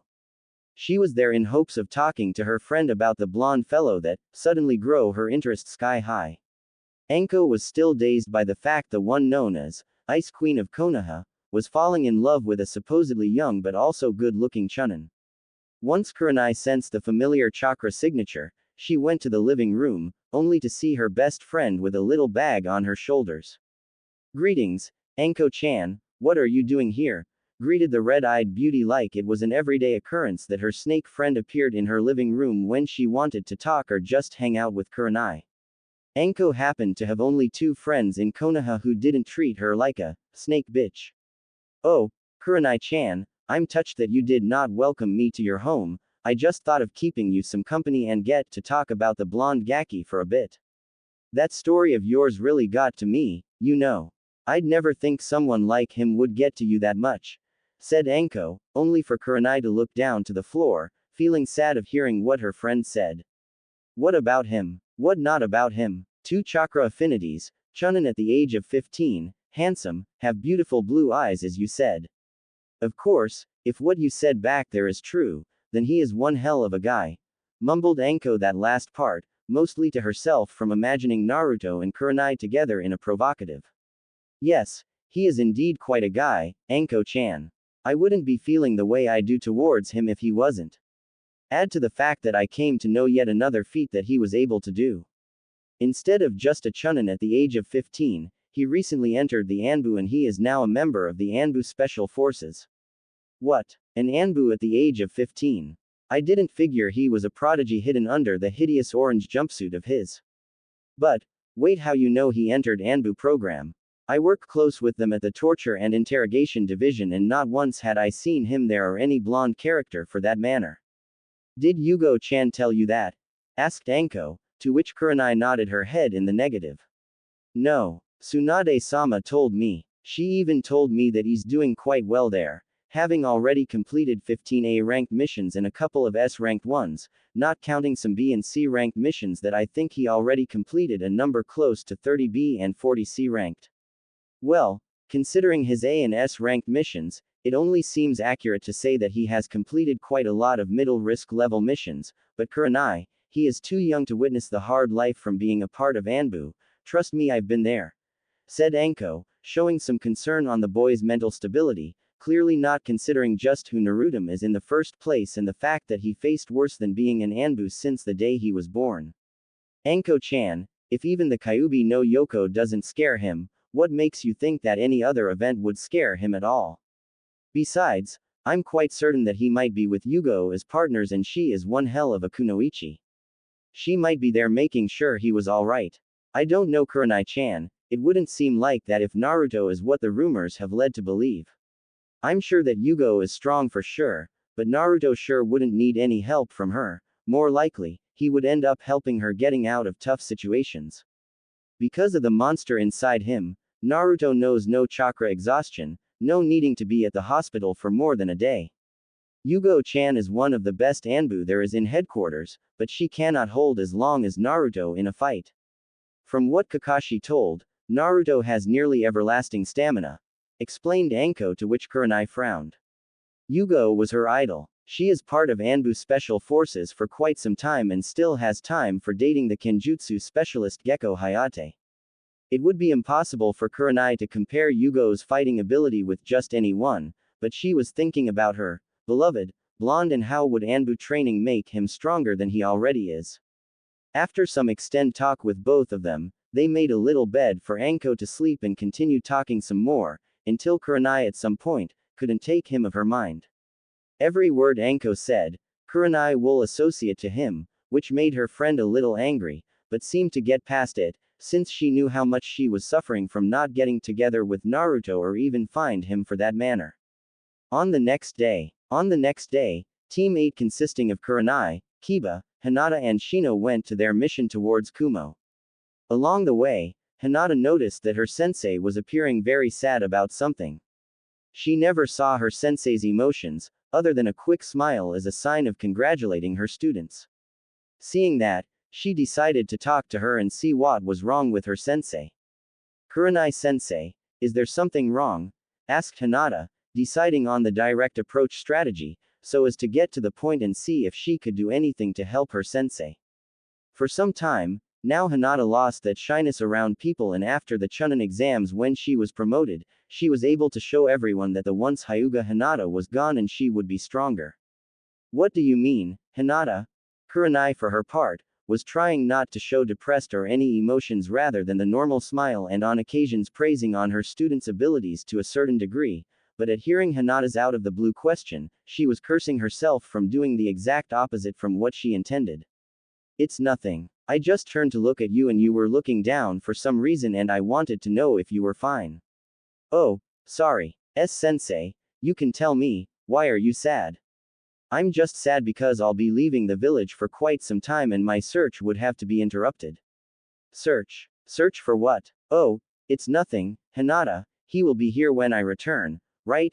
Kurenai faked smiled and also smacked her forehead for mentioning the he in the sentence, making an open statement that Kurenai was dating someone. He. You never told me you had a boyfriend in Konoha, Kurenai-sensei.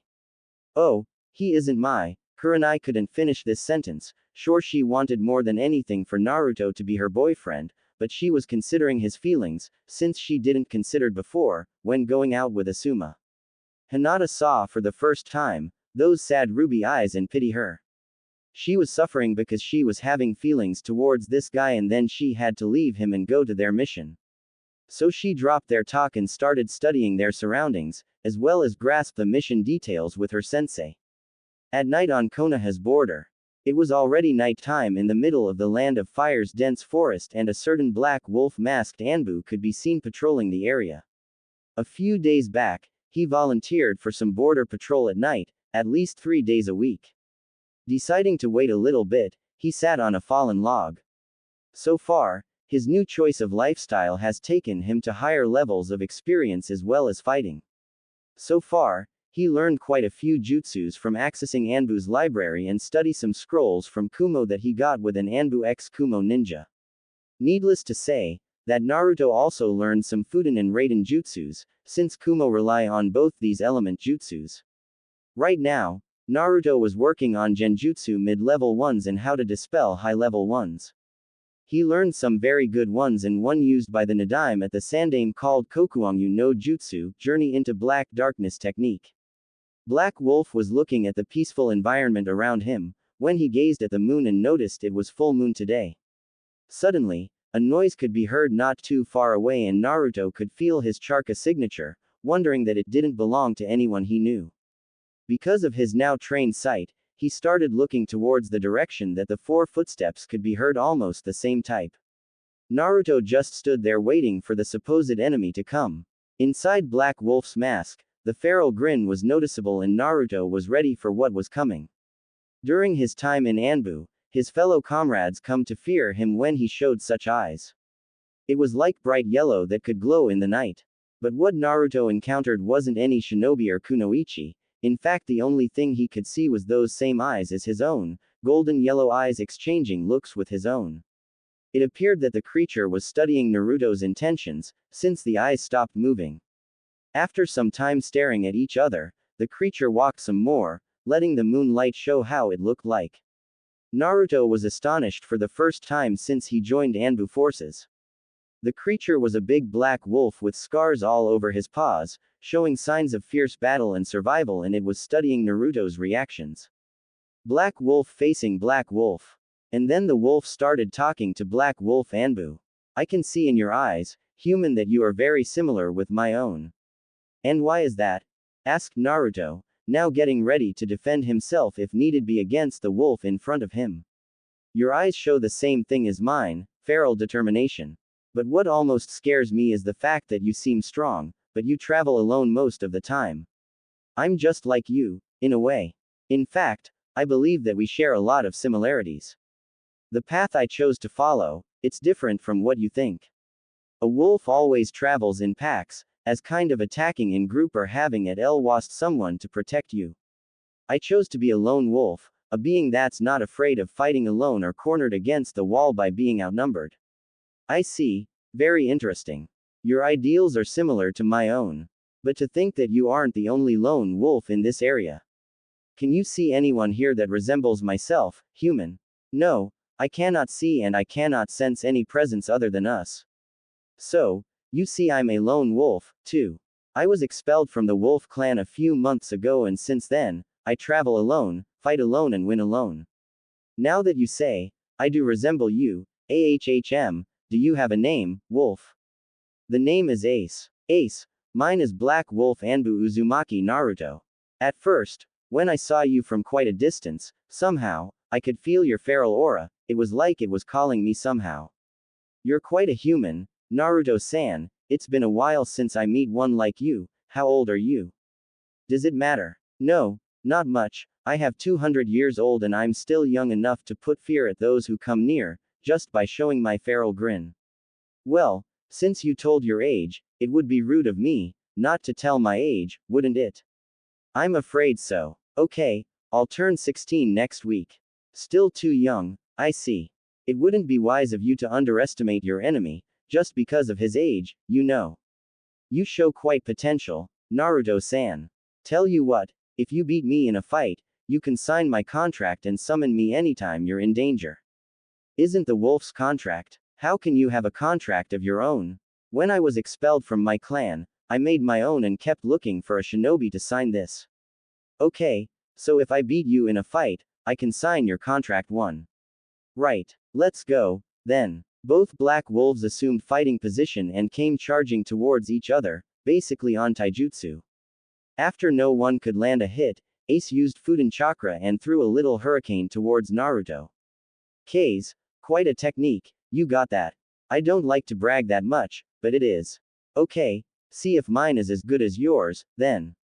Fuden Daitapa no Jutsu, Wind Style, Great Breakthrough Jutsu. With that, Naruto threw a huge gust of wind at Ace, who got out of the day of the wind just in time, since it was quickly approaching and Ace wouldn't been able to just stop the wind from coming at him.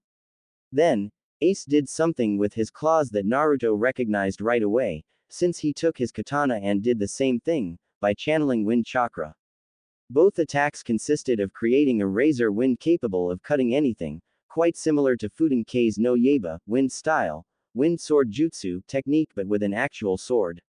I can see you're strong, Naruto-san, this battle does not need to go further.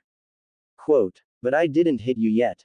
Look closer at my left paw, your technique beat mine and made this cut here. Here is my contract, sign with blood. Okay, so Ace, do you have a home to come back to? Cause if you want, you can stay with me back in Konoha.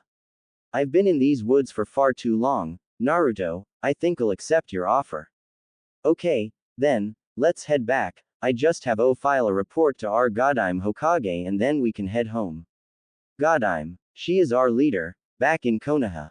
I thought that the Sandaime was back in charge, what happened? It's a long story, I'll tell you along the way, so, just how fast are you, Ace-san? Ace showed his first smile in decades and vanished towards Konoha, for Naruto's amusement. That fast? Huh, okay, let's go. With that, both black wolves vanished, arriving in Konoha and jumping through rooftops towards the administration building. At Tsunade's office, Tsunade was finishing some paperwork and was very bored to say the least. Since Naruto entered the ANBU, not once did he burst into the door and called her Tsunade Oba-chan, she missed it a lot. Right now, she was looking at the empty Konoha, since it was nightfall and those who weren't on missions, was sleeping right now. She, suddenly, sensed someone coming fast, but she sensed Naruto's chakra as well. In an instant, Naruto and Ace appeared on top of the building next to the administration building, and then shunshined inside her office. Tsunade-sama, reporting back from Border Patrol mission. Ah, Black Wolf, okay. But tell me, who is your friend over there? He is my summon, Tsunade-sama, he is called Ace. At the mention of his name, he came forward and greeted Tsunade. My greetings, Tsunade-sama, I once met your grandfather, the Shadaime, and I'm honored to meet you. Black Wolf, you can summon wolves, now. No, just him, the contract that I signed, only summon Ace. I see. Tsunade-sama, do you need anything else? No, Naru, Tsunade didn't finish the sentence and both had already shunshined her office. They both have that look that scares the shit out of me. At Naruto's home, Naruto and Ace arrived at Naruto's apartment and Naruto fixed the sofa for his new summon to sleep, along with something to eat. Then Naruto took off his uniform and decided to look himself at the mirror. Long gone was his smile and joy in his face, long gone was the Naruto who resorted to saying he would change Konoha once being Hokage, this Naruto was different.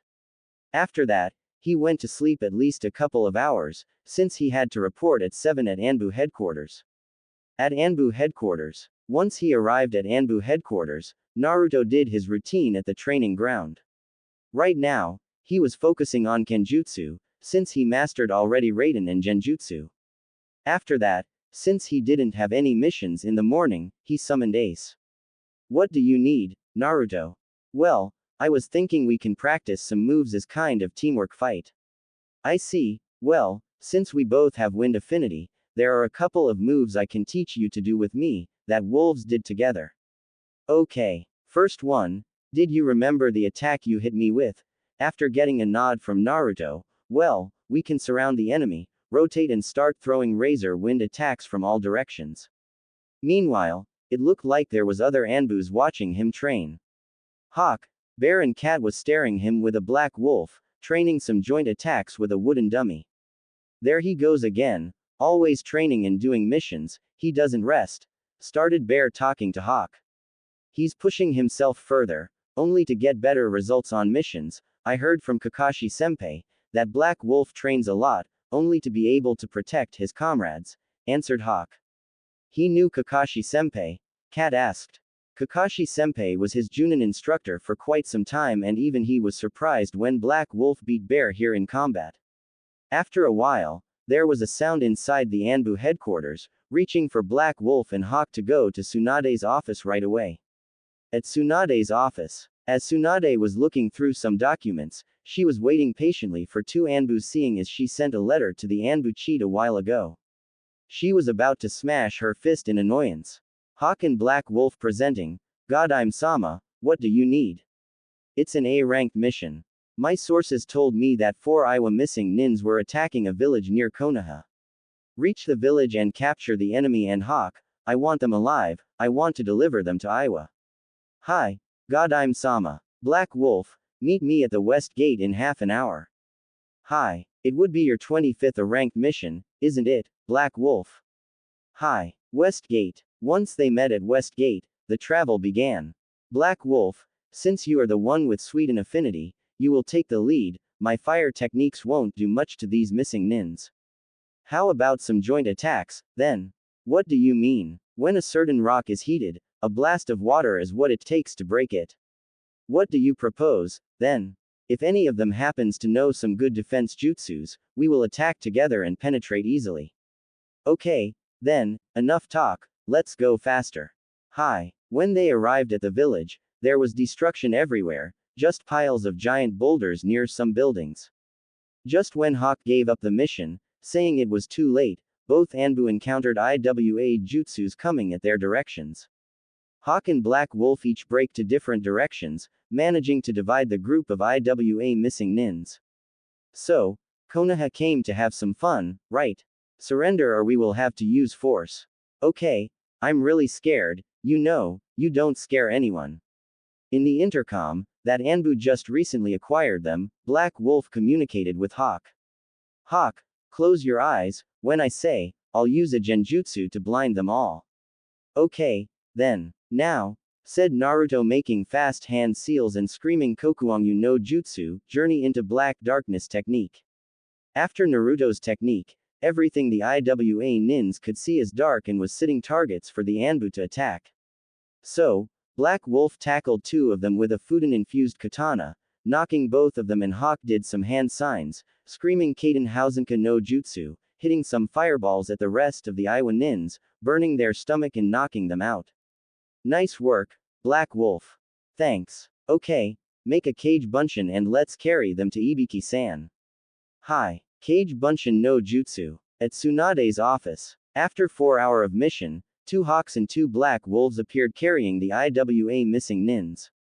Mission accomplished.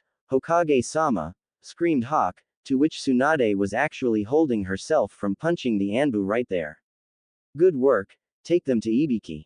Hi. With that, both vanished, leaving Tsunade alone to think. Those two are quite a team. I was thinking of assembling a team of elite ANBUs for S-ranked missions. Tsunade noticed that there was one paper on her table and she turned to look at it.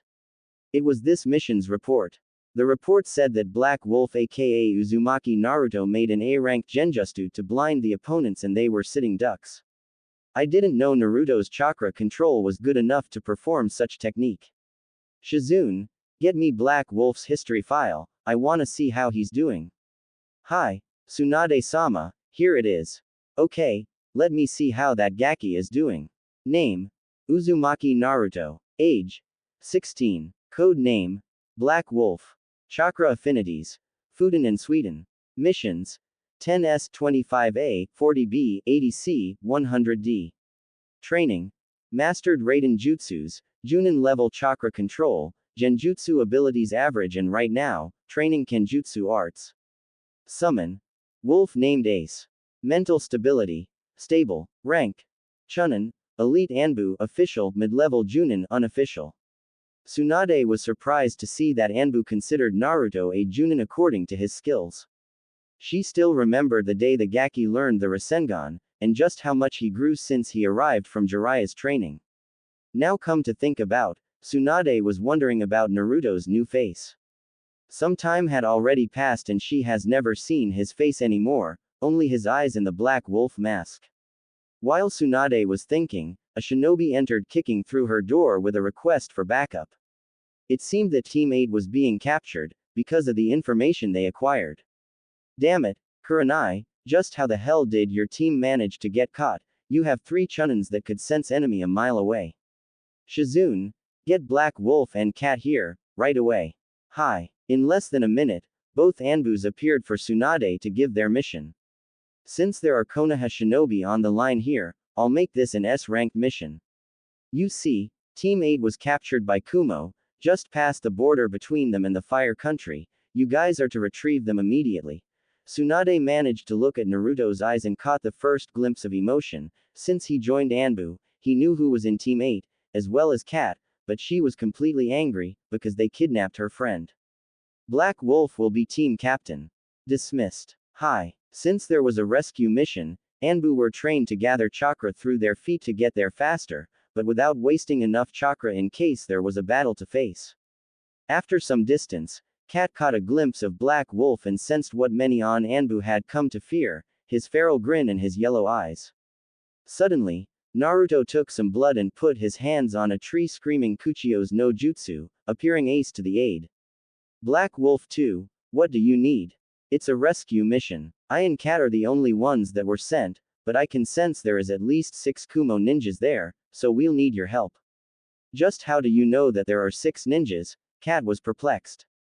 Black Wolf's right, I can smell 6 presences, other than Konoha's ninjas, Ace concluded. Team 8 happens to have 3 old friends of mine and I can assure you any of them could sense any enemy approaching, so it means that they were surrounded and surrendered, said emotionless Naruto. Yeah, I also got a friend there as well. She must be the Junin, her name is Kurenai, said Naruto, showing some major killer intent 3, which didn't get unnoticed by Kat. He knows Kurenai, but he wasn't on her team of Genins. What happened with Black Wolf and Kurenai? Those thoughts came to her as soon as seeing Naruto getting angry upon hearing her name. After a while, they have arrived at the place and they saw a house which appeared to show 4 ninjas seated and 2 guards standing inside. Okay, here is the plan. I'm sure, Ace, that you already know where the enemies, so go with Kat. There are 4 enemies outside the house and 2 inside. We have to take the 4 first, so Kat and Ace, you take the ones on the left there and I'll take the ones on the right. Permission to kill, but use Kenjutsu and stealth assassination, same for you Ace. Well, not Kenjutsu for him like humans do. His claws had to do the trick. Got it. The ones outside were disposed immediately by Black Wolf and Kat's stealth assassination and Ace's quick claws. After that, they gathered just outside the house and suppressed their chakra. Okay, good job, both of you. Now the remaining 2 inside, I'll cast a genjutsu inside, leaving Kat and me time enough to dispose of the last ones. Ace, thanks for your help. Now go rest a bit, after this, I'll go home. Okay, good luck. Kat, you're ready. Ready when you are. Inside the house, Team 8 was pissed. They were captured by Kumo shinobis and they didn't know what to do. Shino sent the call to Konoha for backup, but in order to get where they were, there would be some time. Meanwhile, Kumo could torture them or worse. Little did they know of Naruto's plan just outside the house, when a sudden darkness surrounded them all. Genjutsu, just who the hell did this? Wondered Kurenai, considering that such technique was pretty damn hard to do. Suddenly, everyone could hear swords being taken out and attack was heard. Then 2 bodies fall hard to the ground. When the genjutsu was dispelled by the one who cast it, Team 8, suddenly, saw 2 ANBUs standing in front of them with the Kumo ninjas on the ground dead. Team 8, we were sent here by Hokage-sama to rescue you, said Black Wolf.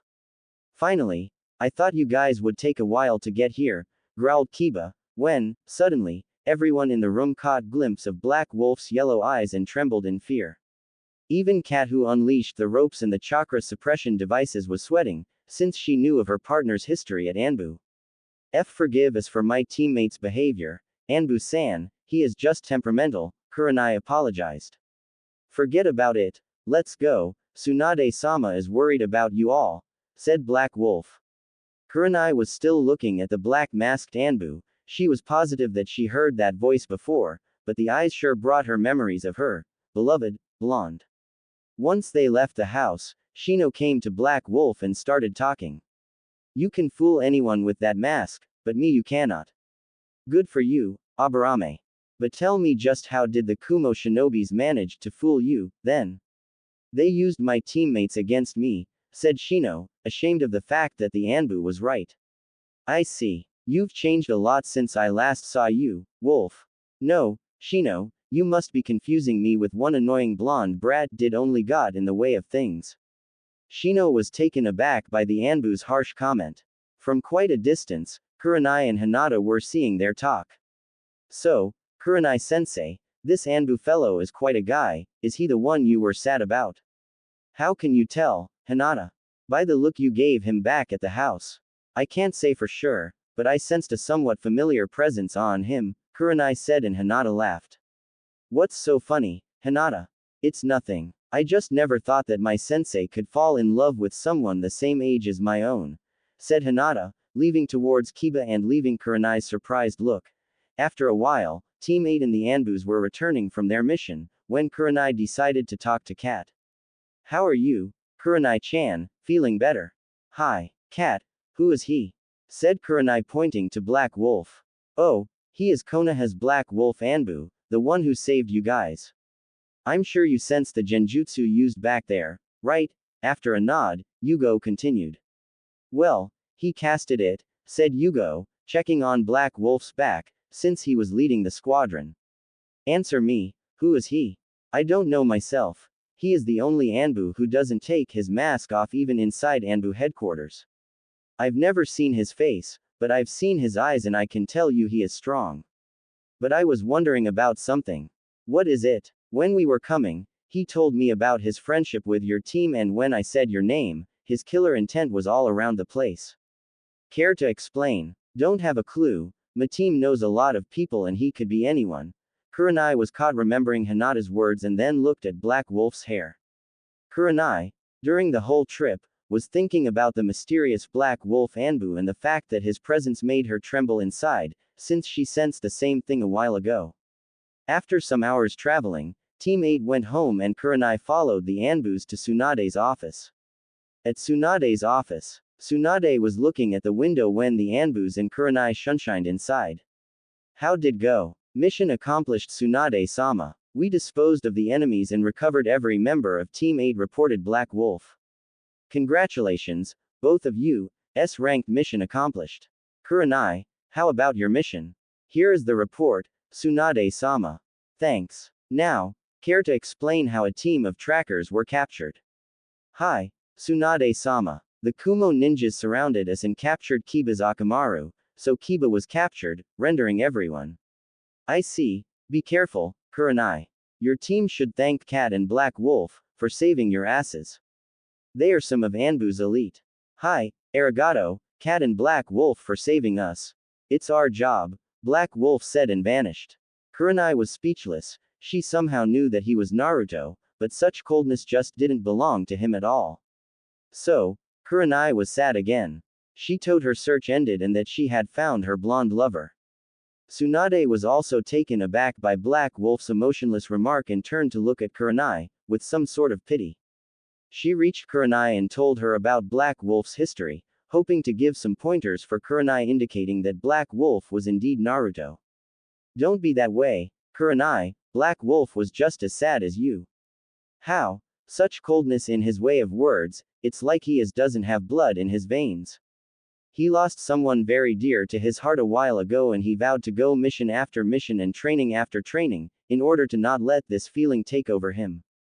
But I don't think he forgot. I believe that his feeling just rose and he was cold. Listen, Kurenai, do you want to talk to him? Yeah, I do. I want to thank him for saving me, but the bastard just shunshined out of here.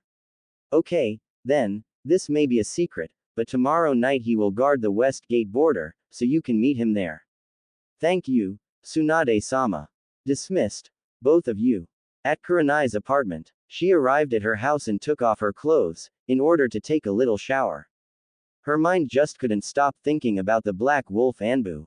It was something about him that resembled her Naruto, but she was remembering the phrase he used it, and she has never seen anyone so cold before in her life. When she went to sleep, she remembering what Tsunade told about him and how he suffered, because he lost his loved one. Somehow, Kurenai thought that Tsunade was mentioning Naruto's history for her and it was she who broke his heart. Suddenly, the pain in her heart grew and she couldn't breathe anymore. She was trembling of fear just by thinking that she was somehow responsible for turning Naruto into a cold-hearted shinobi. Her mind was trying to compare Naruto and the black-masked ANBU, although she was confused, cause of the inner personalities of both of them. Sure, in appearance, they are similar, but inside they are two different persons. When 2 a.m. appeared on her alarm clock, Kurenai was caught thinking about him so much, she wasn't able to sleep. After some time, Kurenai's body overcome the mind and she was asleep, of course, dreaming about her beloved, blonde. Kurenai was in her apartment. It was daylight and she was just awakening when she looked through the windows. It was him, the Black Wolf masked ANBU, standing on a roof near her house. Suddenly, they exchanged looks and he came over to her window asking like an extreme gentleman, "Did you get a good night's sleep, Kurenai-hime?" "I sure did, ANBU-san." Kurenai's outfit was rather provocative to say the least. After that, the black-masked ANBU entered the apartment, taking off his mask, showing her beloved Naruto with golden hairs shining even more because of the sun, and he gave her a sudden passionate kiss that made her tremble so much on the inside. After all, she enjoyed so much when he was dominating her. She could feel his strong arms and chest with lots of scars all over, signifying his experience as a warrior, as both of them was hugging tighter and kissing longer than ever before, showing their passion towards the other. When Naruto went to her neck, her breath stopped for a second and the hormones kicked in, making her moan a lot, because of it. If someone watched Kurenai sleeping, she was going from side to side, moaning Naruto's name, as if she was dreaming about what would be like if he just showed up, throw her to bed and just possess her. Unfortunately for Kurenai, someone was indeed watching and taking mental notes of her situation. Not one, but two of her best friends watched her moaning Naruto's name as if he was making love to her in such a way, that even her two friends became aroused at the way Kurenai was describing her dream, even though she was asleep. "Kurenai, wake up, said Anko. "What? Oh my god, what time it is? Relax, it's just 6:30 a.m., we wanted to have breakfast together, but according to what we heard, I think you want to be alone for some time," said Yugo, with a fox grin. "What are you talking about, Yugo?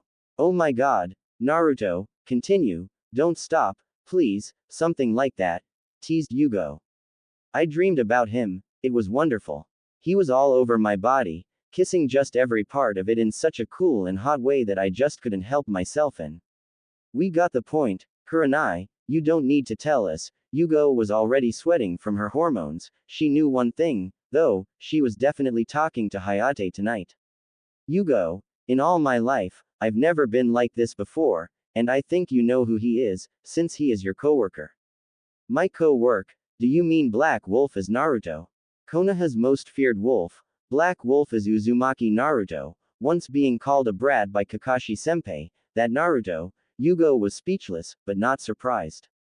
Black Wolf was one of the strongest and most mysterious member of ANBU, but not once did she thought that he was the Kyuubi guy. "Wait, did you say, Black Wolf?" asked Anko, showing her fear to her friends. "Yeah, why, I got to know him. Everyone I know is afraid of him.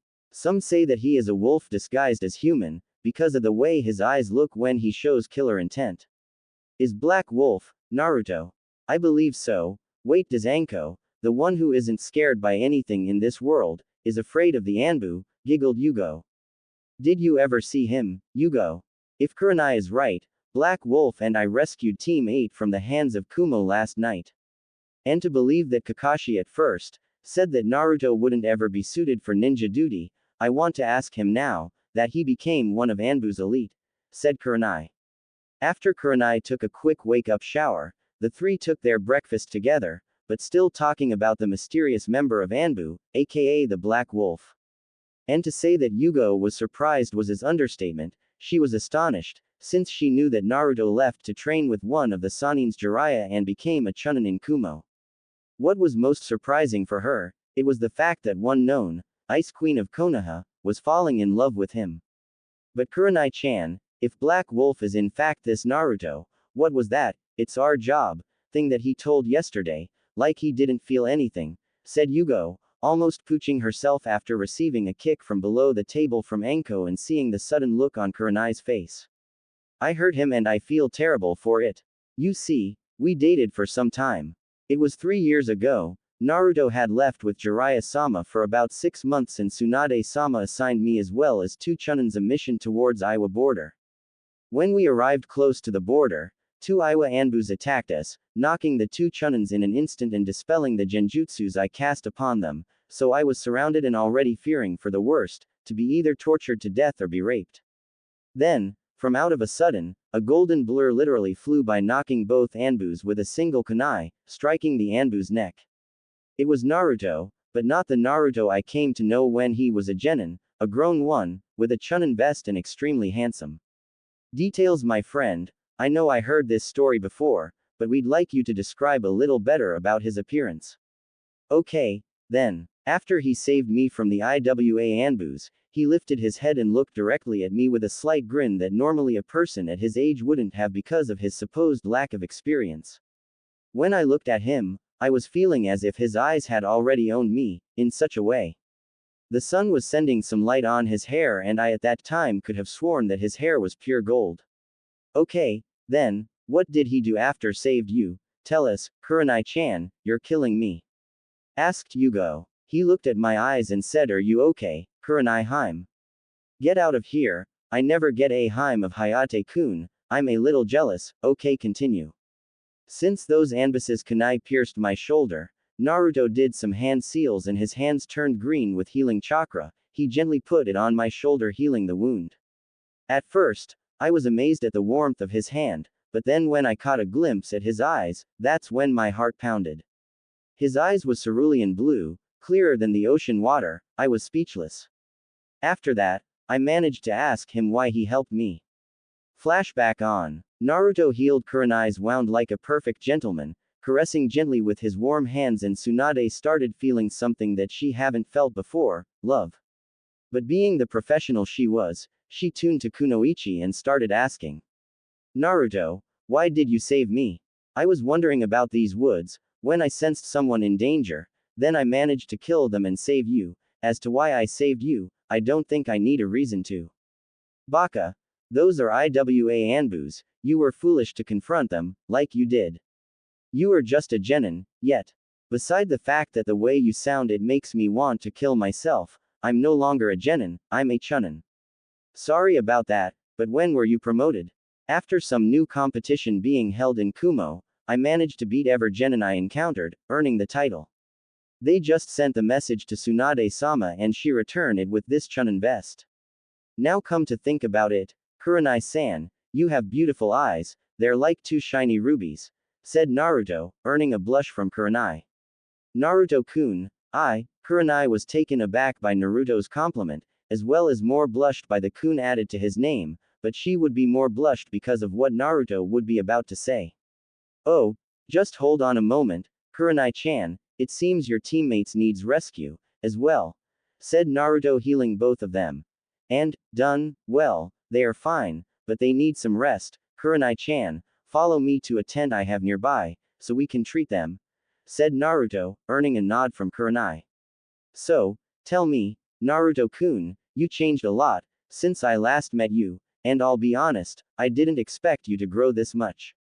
Arigato. You know the thing is the one you meet before it wasn't the real me. As a matter of fact, I appeared to be annoying, smiling a lot, so people would forget about my situation, but my plan didn't work at all, since everyone thought of me as being Kyuubi, so I metaphorically took off my mask shortly after leaving Konoha. I'm sorry, I didn't mean to bring back sad memories. Don't worry about it and for all I know those won't stop happening, said Naruto, showing Kurenai just how painful really is to carry such burden.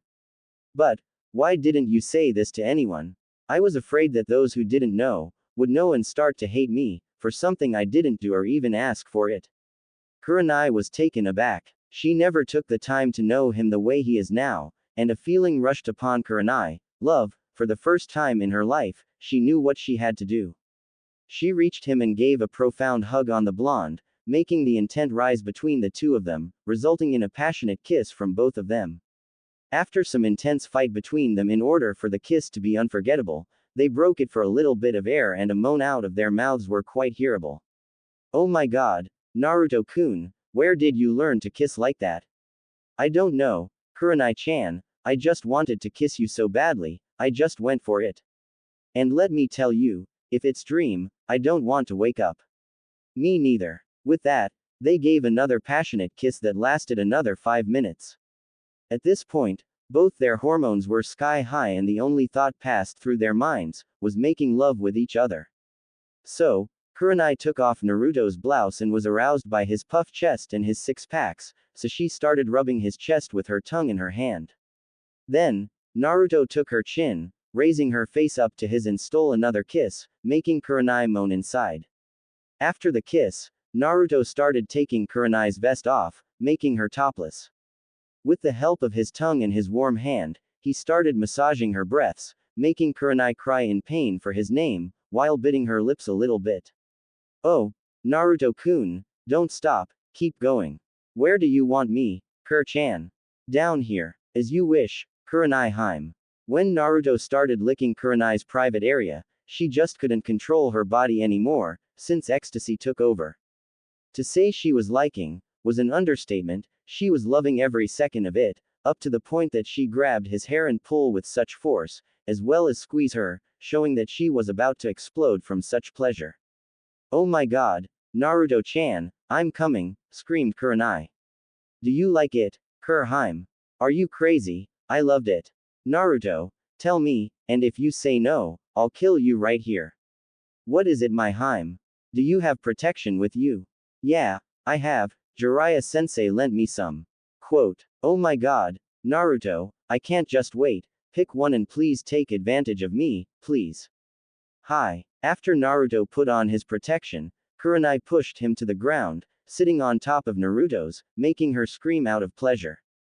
After some time of Kurenai going up and down Naruto, out of the blue, just threw her to the ground and stick it in with such force as to earn a huge moan from Kurenai. Nice move, Naru-kun, just take advantage of me and continue what you're doing, please, because it's so good. Suddenly, an extreme heat came for both of them, signifying that they were literally on fire, being extremely wet. Suddenly, Naruto felt a new sensation, indicating that he was about to come. Oh, Kurenai-chan, I'm coming. Oh, me too, please come inside, I beg you. But, don't worry about it, we're protected, I just want to fill every space inside my. Oh, I can't hold any more, Kurenai-chan, I love you. I love you too, Naru-kun. And that's how we've met. Said Kurenai to her friends, still remembering of her dream, as well as earning 2 glares of women panting because of their hormones being kicked in. Oh my god, I'm definitely seeing Hayate today, I can't hold this any longer, what's wrong with me, am I picturing Naruto and Kurenai having, oh my god, god this is killing me, Yugo's thought rushed through her mind like crazy. Yugo-chan, are you alright? You look like you're sweating over there, you're not picturing me and Naruto in your head, now are you, cause if you are, please stop it, it's very perverted. Said Kurenai, for Yugo to just snap out of her little dream. Oh no, Kurenai-chan, I was just thinking about my boyfriend, that's all, hey, she lied, damn I have to control myself when I see Black Wolf, if I see him I'll start imagining him taking over Kurenai and just taking control of the situation, showing her who is dominating, oh my god, I'm sweating again. Kurenai-chan, I'm speechless. The way you told, I could imagine how big your love is for him, Yugo said, almost caressing her own body for an instant, much to the dismay of Kurenai, who just cursed herself from telling such story to 2 of the most perverted women in Konoha. Yeah, I wonder if I'll ever have that, again. So, Tell me, how did you hurt him, Kurenai-chan? Asked Yugo, after receiving a kick from under the table by Anko. What? It's okay, Anko-chan. When I arrived at Konoha from my mission, I don't know why, but I suddenly had a feeling that it wouldn't be right to be with a guy half my age, so I decided to look for other one closer my age.